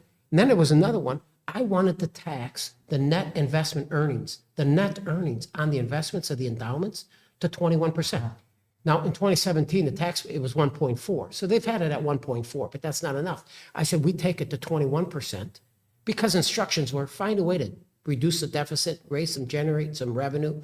We would have brought in 7 to 10 billion with a B a year by making it 21% to the corporate tax rate. Guess what they do in the Senate? They took it down to 8. We left it, so now we're going to get $1 billion. We left billions of dollars on the table. I said, that is just stupidity. What the hell are we doing? Why would you do that? Harvard, $53 billion, all these elite universities, all this money, and we're not taxing them. It makes no sense. So I wanted to take it to 21%. We got it through the House through Ways and Means. I mean, Jason Smith did a great job. We got it through the House at 21, and then they took it to 8, and nobody was able to explain it to me. I was grumpy. I'm telling you, I was grumpy. I saw the clip. There was no way I could go against the one big beautiful bill because I didn't get my way. I mean, 8% is better than 1.4, but my God, we got to be better than that. We should do better than that. Yeah. The thing that animated our audience, and that I was looking at this thing, and some of it's not good, and some of it's great. Man, that funding for ICE was unbelievable. As a Texan and as a proud Texan, somebody who represents the state, and really, like, I got to tell you, I hope that you get a chance to meet Troy Nehls someday. You'll be like, that's a member of Congress from Texas, right there. That's a member of Congress from Texas. That's like huge for us. That ICE is like that ICE has one of the biggest budgets of any military on earth. Is actually an unbelievable promise made. And the assaults that's taking place, it seems like the Democrats, they say they're the party of peace. I beg to differ. I think they're the ones that are getting people all spun up, and they actually almost encourage people to get violent. They really do. And you want to go out and insult an ICE agent, throw stones at one, try to stab him with a knife, try to shoot him. We need to protect our ICE agents. I mean, just the threats on and the attacks on federal law enforcement, it's out through the roof. I tell you what, these ICE agents got to protect themselves. You threaten an ICE agent with a knife or something, we need to shoot you dead. That will reduce recidivism. We need to shoot you dead. There's no reason that these bad hombres in this country should feel like they can just go out and start assaulting our federal law enforcement officers that are trying to do their job. Who would want to do that anymore with the assaults up 700%? We got to be better than that. And the Democrats got to cut back on this banter and all this crap because it's not healthy. It's really not healthy. It's dangerous. It's really, really dangerous. We got to be concerned about it, Benny. You brought it up, Congressman. So I got to ask. LaMonica McIver's from New Jersey. You served with her. I mean, you must at least have seen her, know her at some level. Like she is indicted for assaulting an ICE agent. Yeah, yeah. Well, assaulting an ICE agent going up there. I mean, law enforcement officers expect to get into the little tussles, but to start thinking about knives, sticks, rocks, guns, I tell you what. But what should happen to her? You know, Well- like, should we allow members of Congress to assault law enforcement? Well, I tell you, the Democrat Party have lost their way. They're bringing in a bunch of nut jobs. We got Jasmine Crockett. I said, put her in the triangle and give her time every day. I'll give her money so she can do a press conference every day because that's a Looney Tune. She's nuts. And it only helps us. It really, really does. She's nuts. Matter of fact, Jasmine Crockett, if you listen, I need you to run for Senate.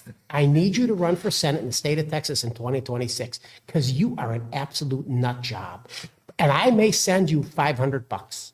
I may send you $500 so you can help with your filing fee because Ken Paxton will crush you.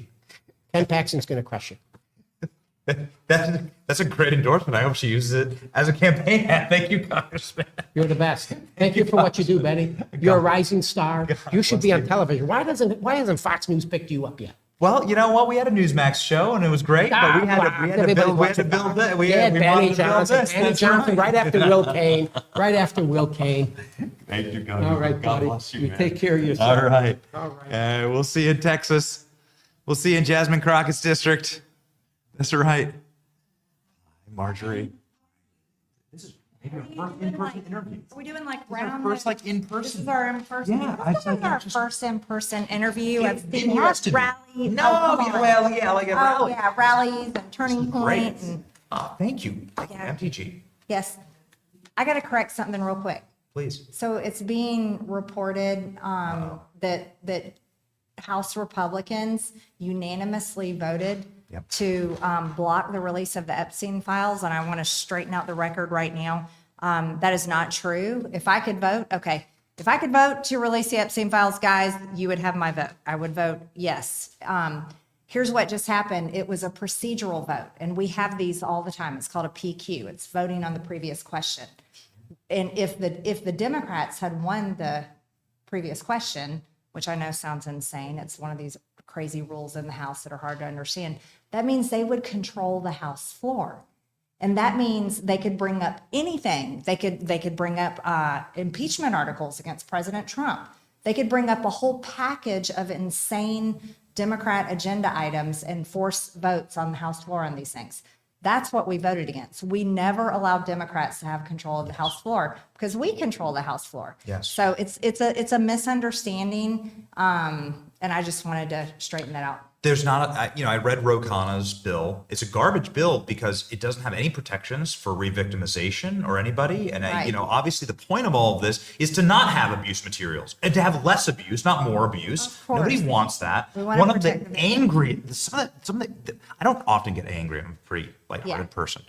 I get so angry at sort of what felt like a slander, as though like we're goblins for wanting abuse material on the internet. No. I'm telling nobody wants that. Gosh, no. We want Protect kids. we want elites to be held accountable. Yeah, we hate pedophiles. Yes, that's right. And we hate the elites. And we don't that wanna pay hang- taxes We to hate a- the elites that hang out with pedophiles. We don't want to We're pay after taxes to those pedophiles. guys. Oh, Yeah. yes, that's right. Yeah, so And just wanted to clear that up. so Benny, Ro because- Khanna, and I'm against what Ro Khanna put out there. I see what they're trying to do, Yeah. but what Ro Khanna put out there is an insane bill that doesn't have any protections at all. That just says release everything that's ever been gathered on Epstein. Right. And that you have to have some delicate balance on Yes. this. I mean, like, obviously, right? Totally agree. Yeah. I want to bring you up to speed on something else Please. that just happened on the House floor. Please. There's a bill called the Genius Act. And the Genius Act is one of President Trump's executive orders. He signed it on January 23rd. And what it does is it creates the framework for federal regulation of stablecoin and cryptocurrency. And so this is an important agenda item for President Trump. I fully support it. However, we just took down the rule for that bill to stop it from being advanced because the House, we weren't allowed to put amendments in on the Genius Act. And there's actually two critical things that have been left out of this bill that hardly anyone knows anything about. One is for people to be able to maintain their chain of custody. That's extremely important. If anyone that owns crypto, they want to maintain their chain of custody. That has to be in the bill. The second thing, which is even far potentially very deceptive, is that it does not ban a central bank digital currency. That is not currently in the Genius Act. And so I voted no on the rule and took it down, went completely against House leadership, because we have to make sure there's a ban on central bank digital currency, because that's basically the beginning of the beast system. If you're a Christian, you never want to have a government banking system that where they can control digital currency. And President Trump himself, in his executive order, had the ban on what's called CBDC, central bank digital currency. That was in his executive order. However, the Senate did not put it in there. So we're in a fight. It's happening right now in the House, and we're fighting to make sure there's a ban on that. So how does that hold up, right? Like, are you on the winning side there? Do the majority of Republicans agree with that? Just happened 25 minutes ago. Okay. I think the people at home that watch your show know exactly what I'm talking about. They do not want the framework to be put in place to allow for the back door to create a central bank digital currency. We trust President Trump and his administration, but we don't trust a future administration. We can see the nihilist hellscape that is modern day China. Yes. Where if you post something about Xi Jinping and he doesn't like it, you can't buy groceries. Benny, thank you. So I'm in here doing this interview with you, trusting you and your viewers to understand this and to understand we fully support President Trump. We are doing our best to get his agenda accomplished, but there is no way in hell that we are going to allow bad things in these bills. And it's Congress, and it's the lobbyists, and it's the people that sometimes write the legislation that you can't trust. And you know, that's what's going on here. So we're in a fight to get it right, and I'm happy to be involved in that fight. Is that the next big fight after Big Beautiful Bill? Again, I'm just so thrilled that Republicans are able to pass a bill. Republicans wrote a law and passed a law. That's unbelievable. I love the Big Beautiful Bill. I was a no on the Big Beautiful Bill when it included the 10-year AI moratorium on states' rights to regulate and make laws. I was an absolute no, and I let the White House know, and I let our leadership know. But when I was so proud to partner with Marsha Blackburn, and she introduced her amendment to strip it out, she fought with Ted Cruz. I was like, that away. And they voted 99-1 to take it out. And it was partly because my no vote was sitting in the House. So when we work together and make sure these bills are done right, yes, then we're passing the president's agenda. But if we go too fast and we just go along with whatever leadership tells us to do, then we aren't getting it right. So I have a couple of questions, if you don't mind, from the chat. The chat is melting down, and I can't get to the thousands of questions that have poured in this last second, but we'll do our best. Okay. People really want to know what's going to happen next with Epstein. They want to know, what can the FBI review the terror? Here's one from Knock. Can the FBI review the terabytes of information? Can we get Ghislaine Maxwell before Congress? Would you support that? I fully support the transparency on this issue, Benny. I 100% support that. I also think Pam Bondi is doing a great job in many ways. I'm thrilled. I worked with her this past week to get her to drop the case against Dr. Kirk Moore, the doctor that was being prosecuted and was on trial under the Department of Justice for you know what he did? He protected kids and protected people from COVID vaccine mandates. And he gave them fake vaccine cards and he injected them with saline. And that guy did exactly, I think he's a hero, and Pam Bondi dropped his charges. But I really think Pam and Cash and Dan can come up with a good solution to this. And I was excited to hear Laura Trump say that there's more information coming out. And I think that's the right thing to do. And it's okay to continue to push for it. It's great. I think everyone needs to understand that you hold your leaders accountable for what you voted for them to do. That includes myself, that includes all Republicans, that includes the president that you elected. That's exactly what the American people are supposed to do. I'll add another issue that I think is a big one. No more weapons to Ukraine. And I am currently trying to get a hold of the president. I've been texting him and telling him, Mr. President, please, I love him, I support him, but I have children that are 22, 25, and 27, Benny. And those 20-year-olds and 30-year-olds do not have hope for a future. They can't afford rent. They can't buy a house. They can't afford insurance. They can't afford their bills. They're maxed out in credit card debt. And they're saying, hey, what about my life? We aren't interested in sending weapons or selling weapons to NATO because the reality is, Benny, the American people are paying for that because we're the top contributor to NATO.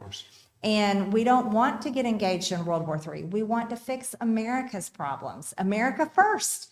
And so I think that's another issue that I think that MAGA and the people that care about America first need to get passionate about. Yes. Because it's an escalation in that war could affect all of us. You see it as a good thing.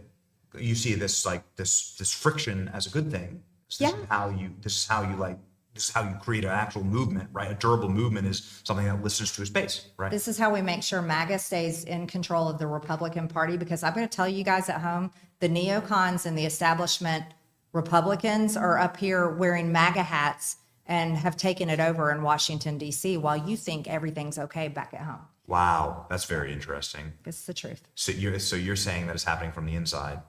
Absolutely. Do you think that some of this stuff is set up? I mean, I have a great question here from Manny Rivius 3054. Is this the art of the deal? Could Trump be potentially like cooking up the heat on this Epstein issue? And then maybe there is something like a special counsel in the works. Maybe you have some information to share with us. Like, do you know anything more about what's potentially in the works here? I have not read any of the classified information on Jeffrey Epstein. I wish I could read it. I would love to read it. I would love to know the people. Don't you have a right to read it as the first branch of government? I would think so. However, I think President Trump is great at making deals, and we want him to do that. We want him to make the trade deals because that affects our economy and affects many of our businesses. And we want him to make peace, and those are deals that need to be made. But I think it's important to stay engaged. You have a right to your free speech and your opinion. And I can tell you right now, we didn't vote for more foreign wars and more weapons and money to go to Ukraine. That's a tough one. I mean, we've seen that Zelensky is close to even wearing a suit these days. So maybe that's where some of the money's going. Possibly. Yeah. I think what is happening is the European leaders are pressuring our president and urging him to get involved. And America doesn't want to be involved. No. No. What is the way to reconnect? What would be last question here? Because you're like the beating heart of the MAGA movement. And it's why so many of our viewers just love you when we come on the show. What would be your advice for people in DC, which is a bizarre world here, right? It can mess with your brain. It's not real. It's designed to destroy your brain. I lived here for 15 years. It's not real life. It's like a snow globe. It has a filter over it. The Matrix, literally the Matrix. I think it's a filter of evil. That's my opinion. Yeah. But yeah, it's this Washington, D.C. is not the rest of America. Definitely not. And I think you can be forgiven for coming here and feeling that pressure. And especially if someone like a Kash Patel or maybe a Pam Bondi, that pressure is so incredibly immense that it can crack some people. Like, what is your advice? Because you've been here and you haven't cracked, and that's remarkable. I mean, it's remarkable, actually. Thank you. And it's because I am supported by the people. I'm not supported by the lobbyists and the big PACs and the industries. I'm honestly supported by the people, and I'm grateful for that. And I don't need this as a career. My advice is we have to stay true to what we promised, what we campaigned on, and what people want. And it's okay for us to fight it out up here. As a matter of fact, that's the healthiest thing that we can do. That's why we're fighting today to stop a central bank digital currency. There is no way I will vote for that.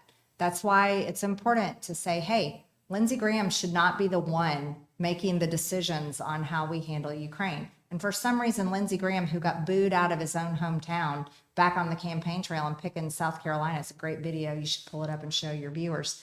But for some reason, Lindsey Graham is the clearest voice in the room about sending weapons to Ukraine. Like, no. But it's okay to do these things. It's okay to fight it out. And, I think Dan and Cash and Pam Bondi are convicted. And we have to be honest and question, are there foreign countries' governments involved in the say-so of what information is released? And I said governments with an S, because I'm not clarifying there's particularly one. Putting Lindsey Graham in charge of the Ukraine war is like putting Jasmine Crockett in charge of the Department of Education. Yeah, that's a scary thought. And I want another thought for another topic. Marjorie Taylor Greene, God bless you. Yeah, Thank thanks, you. Benny. Thank Good you to for see your you. fight. And the audience just freaking loves you. Well, and, I love that. We're excited. This is a great room. I can't believe they gave us this room. You got We'll do another, something long you for got another champ I like coming We'll up. do something long for here. All right. Thank you. Thank you, MTG. Yeah, thank you. God bless you. Senator Eric Schmidt. Senator Eric Schmidt, thank you. Good to see you. Hey, man, it's great to see you. I mean, you've set up shop in This here. is our first. This is our first. I think it's our first in-person It interview. is actually. Yeah. Usually there's backgrounds and That's right. and Zooms, but And yeah. this is Donald Trump's favorite golf partner. That's true. That's a matter of I fact. like to think that's true. You good on those courses? You good on the You know, I links? play. Yeah. I Let her rip. arrives to the level of the competition. President Trump's a good golfer, so you better play well when you're playing All with right. him. And I've been fortunate to play well, but he's a legit good golfer. Right down the middle every drive. A good short game, so it's fun to play with him. Yeah. Senator Eric Schmidt used to be Attorney General Eric Schmidt from the state of Missouri. And if I may just give a quick introduction. The Attorney General of the state of Missouri has never been anything that you've known. You've never heard of them, this position you don't understand or know about. They never made any news. I'm from the Midwest. I can say things like this, okay?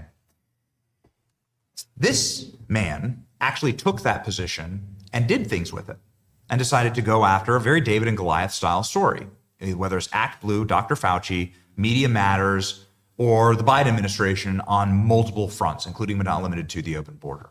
Why no other AGs had balls to do this, including those who were very closely affected by some of these crimes? I don't know. But this man did. And it's probably why he's Donald Trump's golf partner.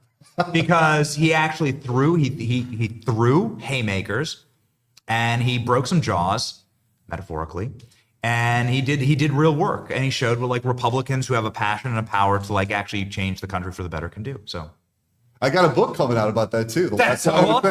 What's the title of the book? How to Beat the Left in Court. There you go. But I wrote it because it was such a crazy couple of years.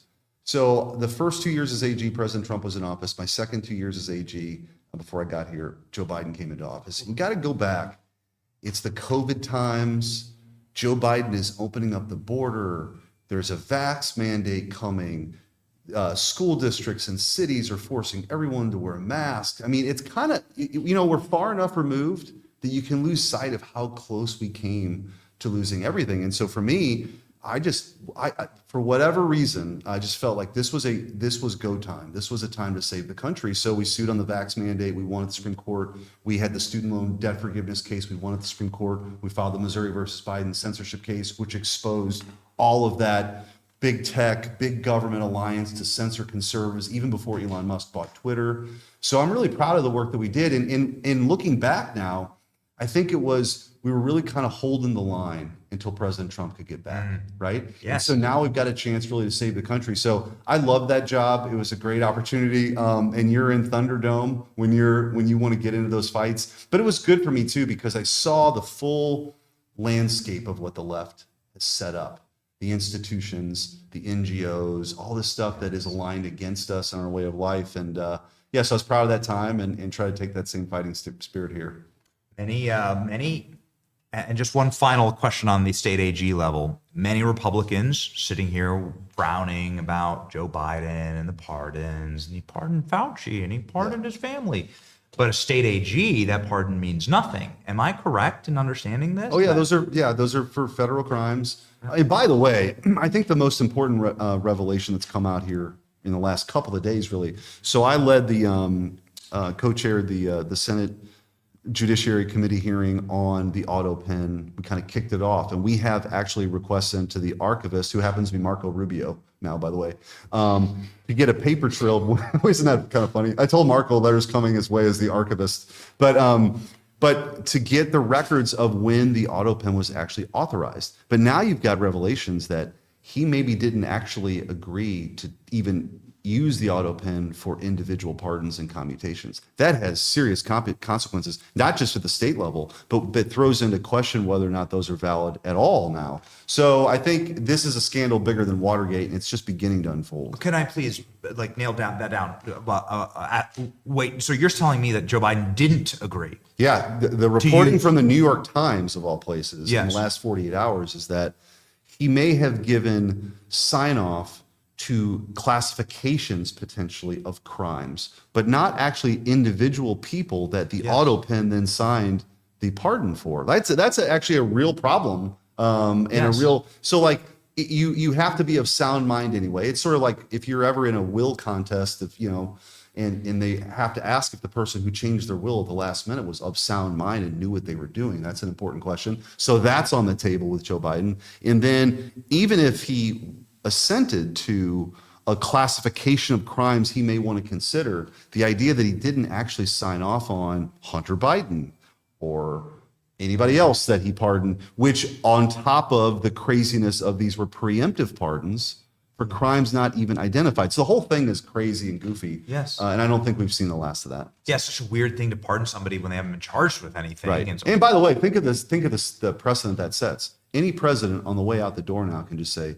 anybody that I've ever talked to, that's right, is just immune from any prosecution for what's the limiting principle there, Senator? There isn't one. That's the problem. Okay, so Trump can just pardon the MAGA movement. Yeah. Like, oh, okay, got it. Anybody, yeah, he could just say, or you would name people, but they're, anybody in his administration. I mean, this just never been done before, right? It's just never been done. It's insane. Okay, so never been done before. I've never seen so many members of Congress, including senators, attack and assault ICE agents. Yeah. I've never seen anything like it. They're not like doing it, you will reap the whirlwind, Kavanaugh. Like, that's an attack. It's not. Is it an attack on Kavanaugh? No, they're physically attacking. Yeah. Alex Padilla physically bull rushed federal agents. It's all on camera from 5 different angles. LaMonica McIver of New Jersey physically assaulted ICE agents and impeded in an arrest. She's been indicted for that. 3 indictments returned. You just increased charges, I believe, today. You wrote legislation to double the maximum federal penalty for assaulting or impeding an ICE agent. Tell me about this. I think this is a big deal. So if you want to get inside the mind of the Democrats, they believe they could get away with opening up the border and then creating a problem so big that they would just give mass amnesty. And the key was they had to stay in power. That's why they were willing to go along with the ruse that Joe Biden was somehow competent, and they had the coup with Kamala Harris. And why, by the way, all this stuff was hidden is because they wanted to hold on to power so badly, because their grand plan was to have these 20 million people who came in 4 years be citizens. And by the way, you don't even have to be a citizen to be counted in the census. That was their other play. But anyway, so what you will never hear, Benny, any Democrat, even if they were to condemn an attack or an assault on an ICE agent, what you'll never hear any one of them say is, what we need to do? Take a step back and let the ICE agents do their jobs. And why won't they say that? Is because they actually believe in open borders, and they don't think that anybody who's here illegally should ever be deported. So if you're going to go down that road and you're going to justify it, and their base is demanding that they fight harder, and they're showing up these detention facilities and willing to assault ICE officers, there ought to be a penalty for it. So we're going to double the penalty. And if you want to do this, you ought to be prepared to go to jail, to go to prison for 80 years. And, I just don't think we can tolerate this, because if the ICE agents, who also have families and are patriotic people who believe in this country, if they can't be protected in doing that, we're not really a sovereign nation at all. ICE attacks on ICE agents up 700%. 700%. I'm reading your post right here at Senator Eric Schmidt. This is wild. So 80 years. So what? Yeah. So what are the penalties here? Yeah, so the maximum 80 years? The maximum penalty you could get, which may not be issued by a judge, but it increases that maximum to 80 years. And as you mentioned, there's a 700% increase in assaults now, and I don't think that's going to slow down. The rhetoric hasn't cooled at all. Why would any Democrat not attack an ICE agent when they see their elected representatives behaving in this manner? Yeah, it's wild. Because I've never seen anything like it. Like it's the members of Congress attacking the cops. It's crazy, and you're even hearing, like, it's been reported that, I think they want something bad to happen. And the ICE agents are showing a lot of restraint, and they got a tough job. I mean, you're going into some tough neighborhoods and getting rid of some people who have been raping and murdering people, right? These are cartel members, and so they deserve our respect, and this bill is just one small way to show it. So Sparks, viewer Sparks 5251 says George Santos is going to prison, and he was kicked out of Congress. But you have Democrat members of Congress that are doxing federal agents, inciting violence, and assaulting ICE agents, and nothing ever happens, and it does frustrate people. Yeah.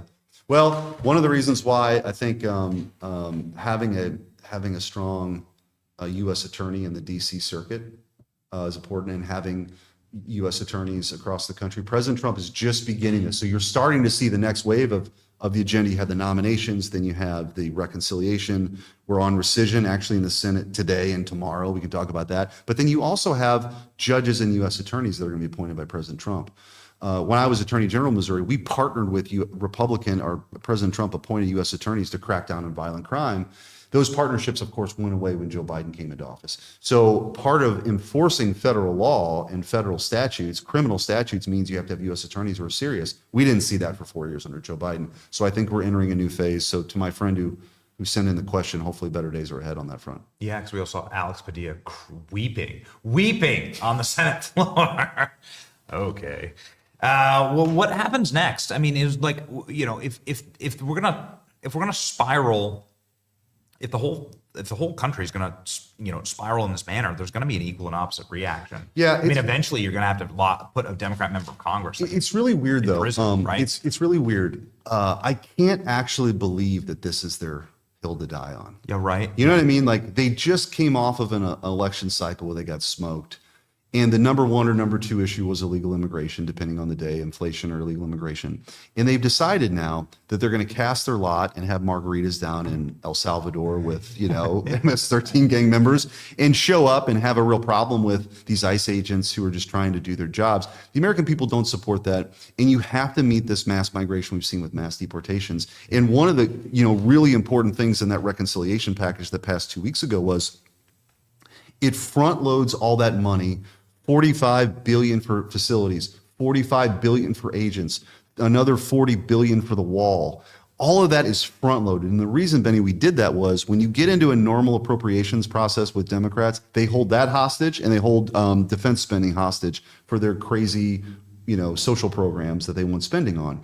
And so what we did was, it's not just that the money is there, but we've taken that leverage away now, moving forward when you get into these budget battles with them. So that was a really forward-looking thing that President Trump really spearheaded with his team. And it also gives them the money to go do their jobs, because you're going to have more ICE agents now. That's coming. There's nothing they can do about it. Those are coming. The deportations are coming. We're going to be building new detention beds, Alligator Alcatraz. You're going to, all this stuff. That's, so We're there. There'll be more of it. There'll be more of them. So you have such a shining record of being a law enforcement agent and an AG, an attorney general. What would be your advice to Pam Bondi right now? Because I think even in this chair, we've heard today some frustrations. James Comer wasn't here, and he's like, "Man, I just can't get anything done with the DOJ." And obviously there's lots of frictions with Epstein and the releases, and maybe on a 35,000 foot level. What's your advice? Well, I think I'm not, I'm not going to give Pam Attorney General Bondi advice.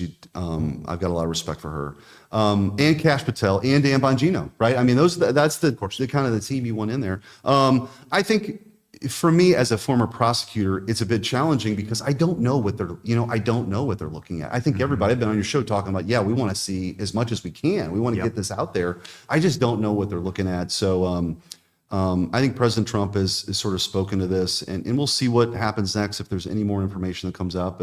But people are naturally curious. I am, of course they would be. I just don't know what's in, what they're looking at. And those charging decisions then are typically pretty sensitive. So maybe they didn't have as much as they thought. I don't know. I mean, that's just the God's honest truth from me. So. Okay. We have one more question here from Dean Rockaway, 25, talking about alleged donor fraud, using names in multiple times. This is something that people have seen. Is this the ActBlue stuff? Yeah. Well, actually, this is one area, Benny, I think that state AGs are stepping up on. This is insane. Yeah, and if you follow, which is kind of in the minutia, but like the way fundraising works on these national races, Democrats, like to a 4-to-1 margin, raise individual dollars more than Republicans. It doesn't matter. It can be Mike Lee versus some no-name, and the no-name will outraise Mike Lee 4-to-1 on individuals through ActBlue. And so you got to ask the question, are they just better at it than us, or is there something else happening here? And I think it's good that the Republican AGs are looking at this, because this is a kind of a state-by-state kind of thing. And also, one of the great things, which is part of this rescissions package we're trying to pass here, cutting out USAID is effectively a money laundering, has been a money laundering operation with these NGOs. So think about that. The guy that swings the hammer, the guy that's working on the railroads, the truck drivers, sending his tax dollars here. I mean, those are the people I grew up with. They send their tax dollars to Washington, and then you send it to USAID so they can work with an NGO to work on Guatemalan sex changes, or Sesame Street in Iraq. All this nonsense. But it could also be that those foreign dollars have made their way into this ActBlue network, and that's a very legitimate question to be investigated. And I think that's what this is all about, and we'll see. But it is very, very suspicious. But also one of the reasons why you got to cut off the spigot with this crazy, permanent Washington establishment view of foreign policy spending, because it's just, they fund these NGOs that push mass migration and censorship too. It's nuts. So you have 72 hours, right, to get this rescission package passed? Yeah, so it has to be done by Friday, which means here in the Senate, tonight we'll probably move to proceed to the bill, which means it'll be on the bill for consideration. There's debate for 10 hours, then there's a vote-a-rama. So meaning probably tomorrow is what the Senate will be doing. I'm actually handling that package, so working with the White House to save, about $9 billion. And over a 10-year window, that's $90 billion, right, on this crazy stuff. And also front and center in that is NPR. Like finally getting the federal government out of taxpayer dollars going to NPR and PBS, this Corporation for Public Broadcasting. It's so woke. You've got the head of NPR, who's called President Trump a fascist. The guy who left was on their like senior advising team. There's no Republicans. The coverage is so biased. I don't know why we would keep funding this, and so it's our opportunity to kind of put. It's going to work.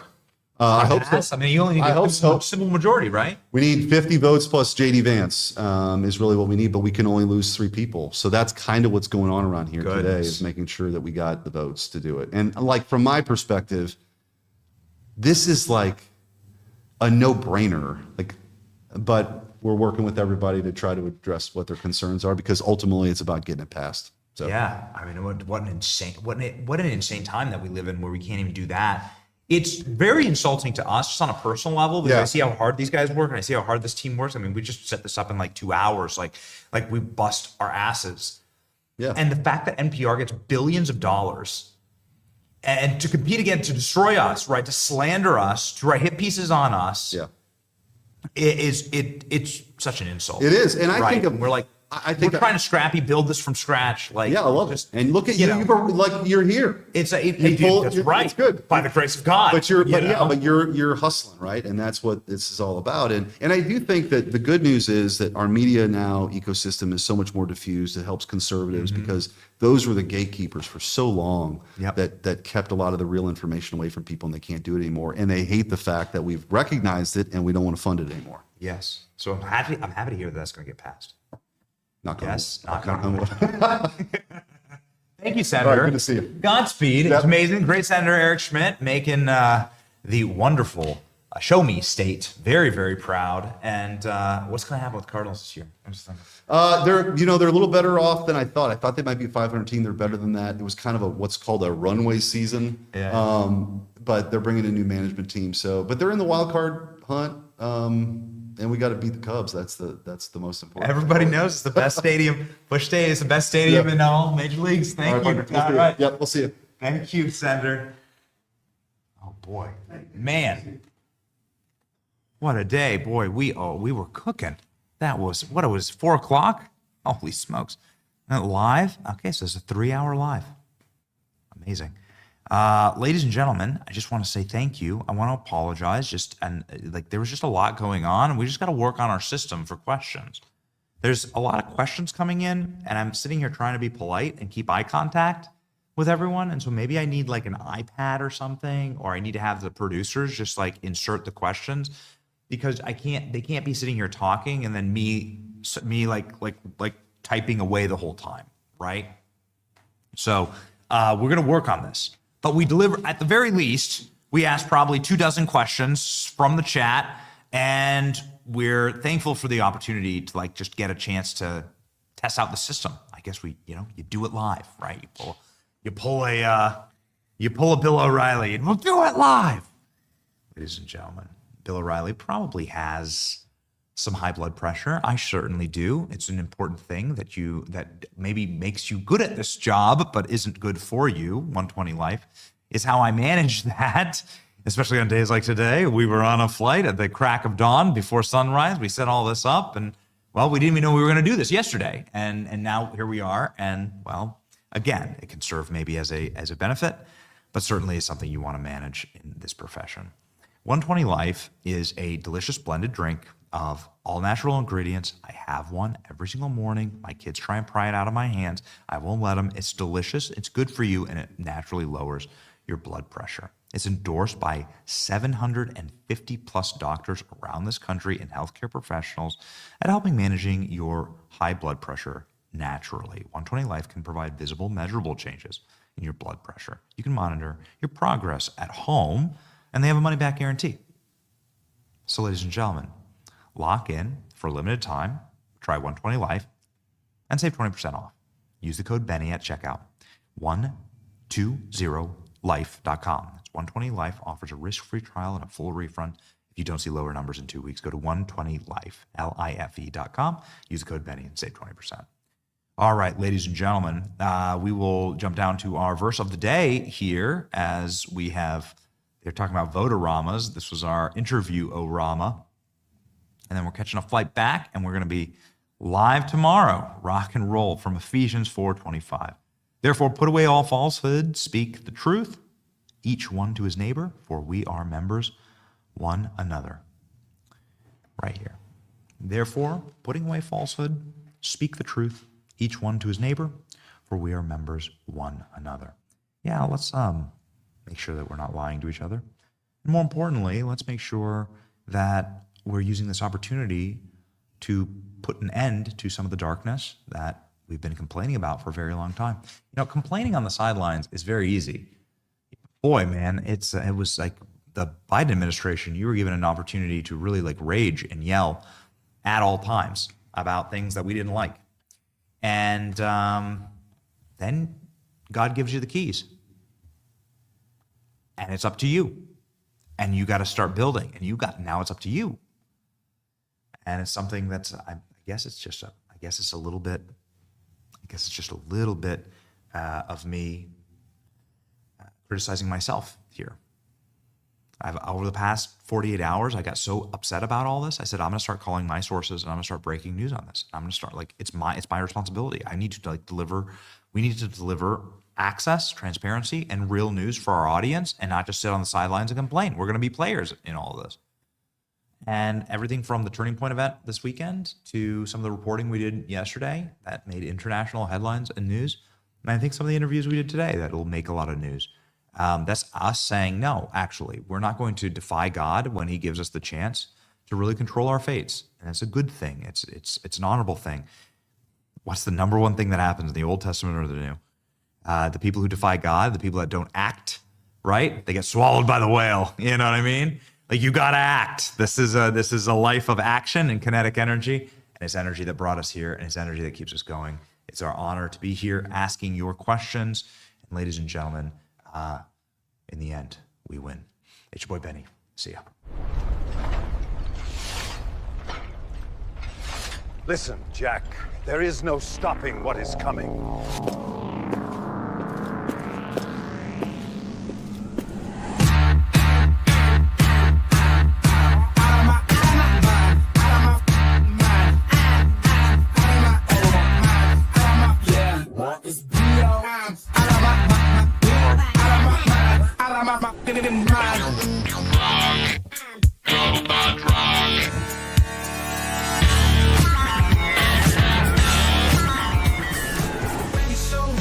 Truth gon' be TV screen. Stand up strong, battle through the night. The Benny Show's here, bringing liberty to light. From the speeches to debates, Benny sharp like a blade. Cutting through the lies, watch the truth cascade. With the warrior's heart, this man never fades. You know it's prime time when Benny invades. From saving the nation to stories untold, the Benny Show's a storm, see the truth unfold.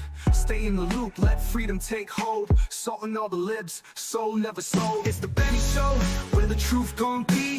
Faith and freedom on your TV screen. Stand up strong, battle through the night. The Benny Show's here, bringing liberty to light. Liberty to light. Bringing liberty to light. Liberty to light. Bringing liberty to light. From the speeches to debates, Benny sharp like a blade. Cutting through the lies, watch the truth cascade. With the warrior's heart, this man never fades. You know it's prime time when Benny invades. From saving the nation to stories untold, the Benny Show's a storm, see the truth unfold. Stay in the loop, let freedom take hold. Salting all the libs, soul never sold. It's the Benny Show, where the truth gon' be. Faith and freedom on your TV screen. Stand up strong, battle through the night. The Benny Show's here, bringing liberty to light. Bringing liberty to light. Bringing liberty to light. Bringing liberty to light. Bringing liberty to light.